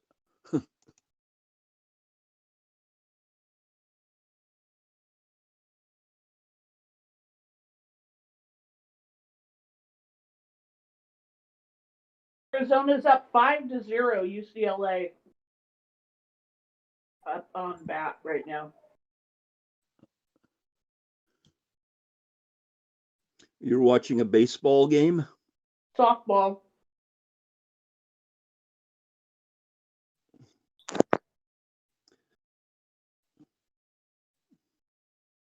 So, and who are the players? Arizona State and UCLA. So if it's softball, is that a women's team or? Yeah, or they have. It's the women's playoffs. Is it college or is it professional? Yeah, college. Oh, okay.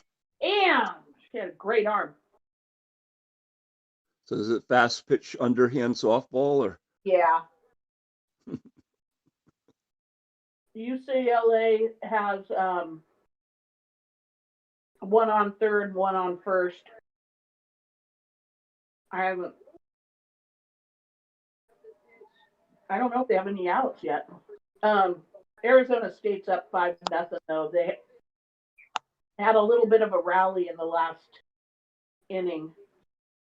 So can you present the game based on the Who's on First skit?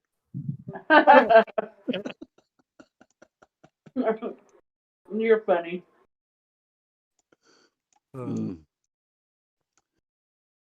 How many Americans would get it? Talking about the sarcasm and parody and all, and people just being idiots as to meaning of words and context. If some announcers presented an actual game, parodying that skit. They were just like trolling the shit out of people with it. Oh my god. That would be funny. People paying attention would voice it pretty quick, I think. Not if they're indoctrinated to be brain dead over picking up meaning. I remember when one baseball game, this was a couple of years ago, they had like a vote for what song to play. I guess during when it was on commercial or something like that, music to play in the field, and people on 4chan found out about it. It was on the internet, so one thing led to another, and they organized and they got Rick Roll to get played. You're no straight, and all you could hear in the crowd was just audible booing. How about Pop That Pussy? It's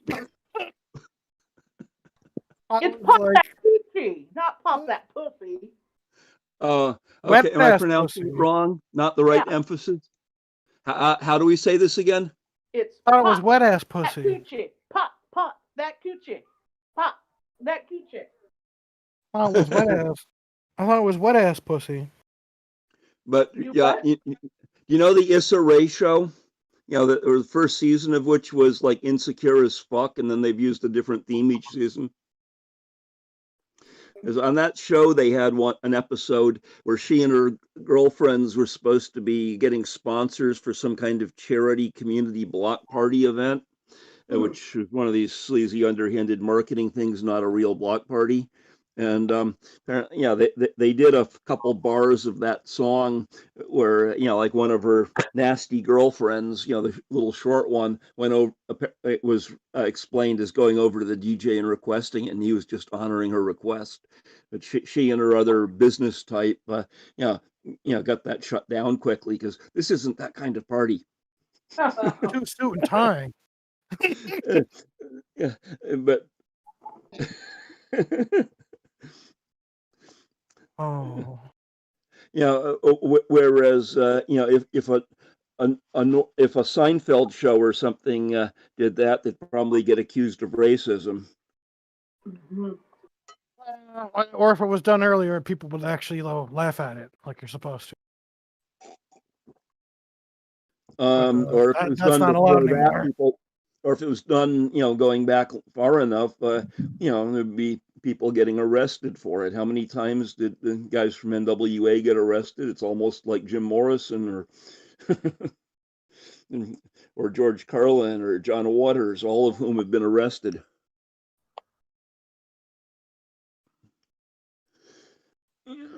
So, I think that's what we mean by free speech and civil rights in the U.S.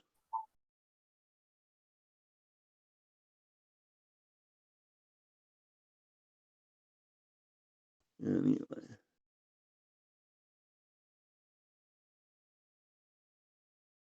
Oh.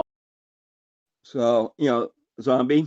Or just struck or has I think that's an area where the sentencing guidelines don't matter unless they're sentencing guidelines for the cops, for the prosecutors, for the judges, and for the politicians. And we need to be able to sentence them more easily when they pull that shit. Hmm? Well, we need kind of some kind of Well, governing if you body think that's not about it, influenced by them that can think catch about them when they this. do something wrong. They've kind of created a perfect scenario for them to continue to misbehave, because none of the crimes that they commit are violent person felony offenses. And if they're releasing everyone from jails and prisons for those types of offenses, then they'll just get away with it. Well, no, they consider themselves to be immune, and above the law. But I think But that the if way they the get law is set caught, up, that then there makes won't them be any not natural. consequences. That makes them not The- natural persons in their official roles. So people who are not natural persons but who are corrupt officials should first and foremost be subject to extermination as domestic enemies without trial or arrest, and only entitled to request legal process as natural persons if they somehow survive that, and haven't already been exterminated and eliminated.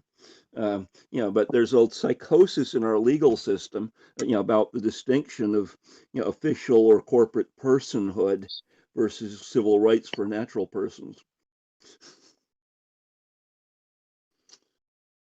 Yeah. I mean, it would be really difficult to get that kind of stuff done without it getting out of Well, it couldn't be control. done politically because the politicians want to be part of the immunity. So, but the Constitution says so. But that's where the whole idea that the Supreme Court is the last resort is not what the Constitution says. Otherwise, we wouldn't have a Second Amendment, which is essentially a workaround that's been badly subverted. And where probably most of the people who'd actually be willing to act on it are so clueless. I mean, it's not that bad here.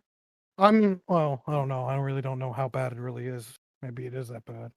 I would really have to look into that. Well, if you look at the number of issues like that and how the Republicans and the Democrats both, you know, pander to violations of civil rights and get away with it and appoint corrupt But judges you can't just selected. go, shooting and killing them and doing stuff like that. That's not going to work because It's all not part of that. workable, but it is what the Second Amendment's about, Yeah, I subject know. to certain conditions.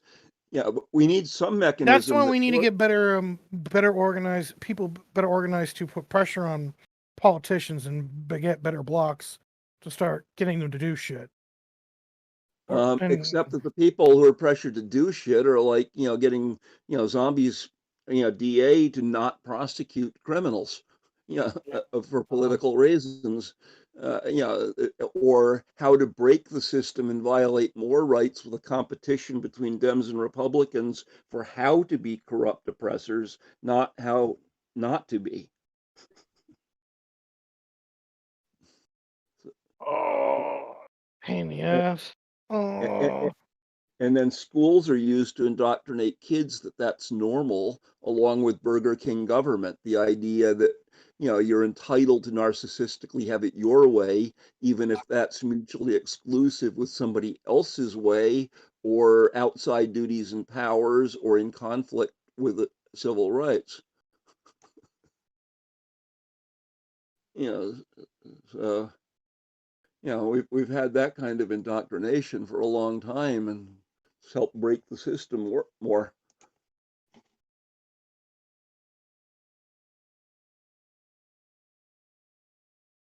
Anyway, That's really indoctrination, or it's just people apathetic and don't know. well, with some of the people I've seen in schools and as teachers, some of it is malicious and strategically organized. And if you look at what's happening in universities, with intersectionality and Me Too, and there's strong indoctrination and cancel culture, to conspire in due process violations and in fraudulent misrepresentation of issues.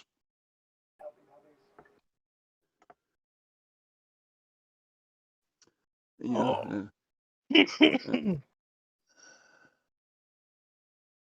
So, a lot of that has shifted so much in the last 3 to 10 years so rapidly, that most people probably don't understand what's happening. Yeah, that's one of the bigger problems. A lot of people have all this stuff going on in their lives. They don't really have time to worry about that kind of stuff. Mm-hmm. They rather worry about what's immediately going on in their lives than, dig into that. That's a problem. That's why gotta get the people that are actually active and try to get them to do the right thing. What's the right thing, and how do we find the right people, and how do we get them to do it? And it's such a fucking mess. It's such a fucking. The thing Well, is, It's such a both big sides are fucking. so It's a polarized. big work. A lot of Both work. sides are so polarized. They both think they're doing the right thing. That's another big Mhm. problem: the overpolarization of everything. But John McCain was seen as not being highly polarized when he was in the Senate, but both in his former home state and in the Senate, if you watched what he treacherously did manipulating committee process and hearings, he was actually a pretty disgusting, sick, perverse motherfucker. It's just that he did it ever so politely, by the accepted social game plan that a lot of politicians and lobbyists and media treated him as if he was being a nice guy when he was saying "go fuck yourself" in applied meaning and function. I'd rather have somebody who's brutally honest, and visible as such, than somebody who, is a skillful, dishonest shadow player. This is what these kinds of positions. These are the type of people these positions attract, and they're always going to end up there. And we have to Mm-hmm. figure out ways to mitigate the amount of damage they can cause, and that's why we have all these constitutions and Well, these rights and stuff. except it's not I'd working. rather be here than in a dictatorship or an autocratic society. Okay, yeah, that's but even if it's true that there are a lot of things that are worse, that doesn't justify it or excuse it or mean it's not But a serious problem. and we need to figure out a way to, best we can to mitigate those problems as well. It's just so much fucking work. And the constitutional design is, from the rooftop, shoot the bastards. Except that when it's so prolific, and when we have such a militarized government, that's a pretty broken process.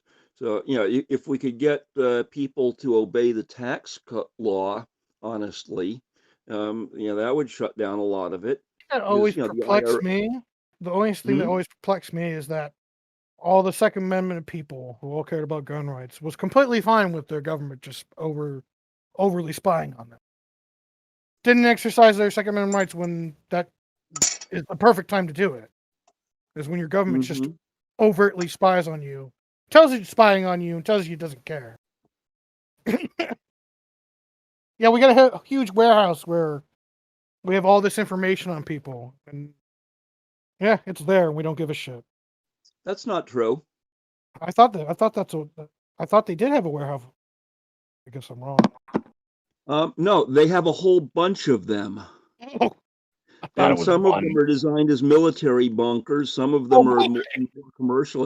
There's one, the CIA headquarters is on the south side of Route 66 into DC in Fairfax County, Virginia. But a few towns out in Chantilly, closer to Dulles, they had a couple year-long project decade ago, where they were doing major underground excavation before they built anything upward, where there's another one. But the major ones are like Walmart's headquarters, in more rural areas. You can find spook bases overseas if you search with Google Earth. There's a high profile one, in north central Australia, but we have one in New Zealand, and we've got them in Africa and scattered all over. And there are signature traits of them, and there are some documentation activists have put together about them. And but we have how many federal spy agencies do we have? Too many. Isn't there like Officially, a whole bunch of them, but they really are just like really one or two? well, Just no, officially there are 16 of them, and they all fall under the NSO umbrella. But there's 16 different agencies, and most people couldn't name most of them. I couldn't name all of them without looking at my records, and Right. I pay way more attention than most people. Oh, I wouldn't. You pay attention, Loki? I didn't notice. But but no, there's too much for anybody to keep track of. So that's another thing where deniability is being a frigging arrogant dipshit, and he's also factually wrong, saying that everybody can spend 15 seconds reading papers that take hours to read. Yeah, I understand that. But The when problem is that you have to balance that with like figures that are like that act like they're an authority on something. You can take them as an authority as long as you know you can trust them, but that's about it. And it's best if they explain what they're talking about the best they can. Well, one technique I use to sort information, and I have more information that looks like it's worth reading than I'll ever get to in my lifetime already without taking in another drop. But one of the techniques I use is to try to have a web of trust with intelligent, honest friends, and you know, and read different stuff and share what we think is important, or, or our interpretations of it. And there's no way to keep up with everything. Only so Even much if stuff a person can know. Mm-hmm. So, and then again, it's hard to trust people with that kind of stuff because sometimes they can get things wrong, but that's the best you can do. You have to kind of live or with that. somebody I've known, let's say for decades, has biases that I would strongly disagree with, like Chris Hedges, who's probably a high-profile example. I started a dissident newspaper with him when we were in our late teens. He's an honest person, and he's also honest with his background that gives him certain biases about social models he thinks are proper that I recognize would be unconstitutional, even if they're well-meaning. But he doesn't lie, unlike a lot of journalists, and he'll stand up for professional standards, even when he was working for the New York Times. He has a degree of PTSD from his journalism work, which is not something people think about. You can get PTSD. Well, yeah, you could get because if you're going to countries of war, I can see you getting PTSD. He paid $10,000 to escape from Iraq during the first Bush invasion there as a journalist POW. That sounds awful. That sounds like an awesome story, but holy shit. His marriage broke up because his ex couldn't deal with the PTSD side effects that she didn't think she'd be signing on with, for a journalist. Oh God. But he has some socialist biases. He's a preacher's kid in Protestant religion. He's got a Harvard, master's in divinity himself. But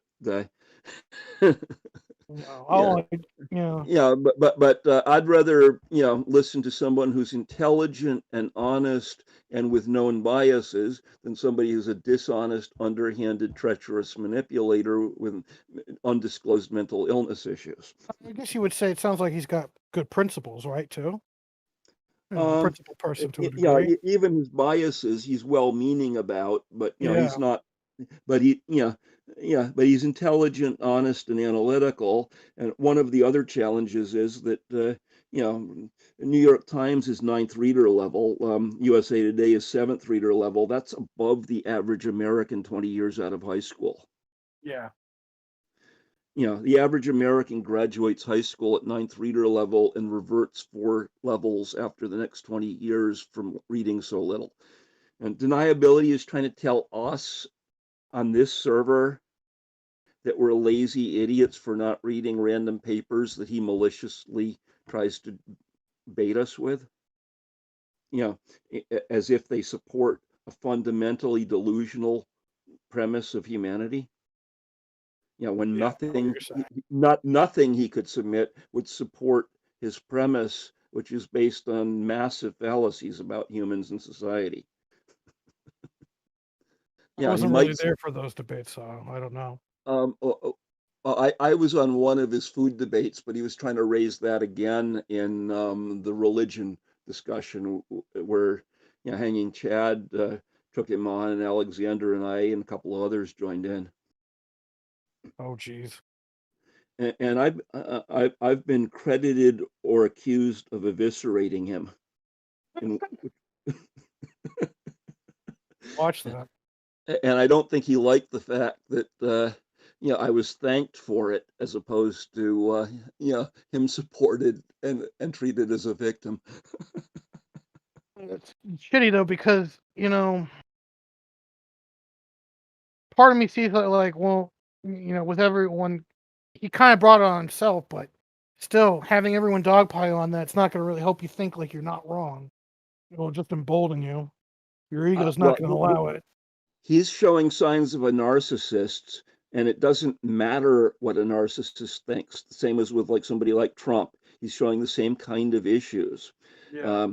They become sick puppies you cage up and work around, because you cannot intelligently and responsibly interact with them outside of some fairly harshly enforced boundaries. Yeah. I think I know. And that's sort of sad, but on the other hand, can you do? If that's what the facts indicate,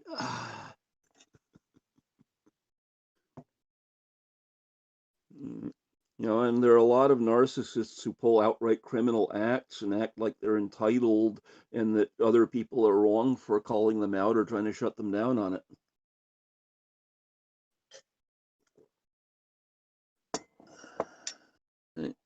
So anyway, it's not like I would much rather, he is a somewhat educated and intelligent guy.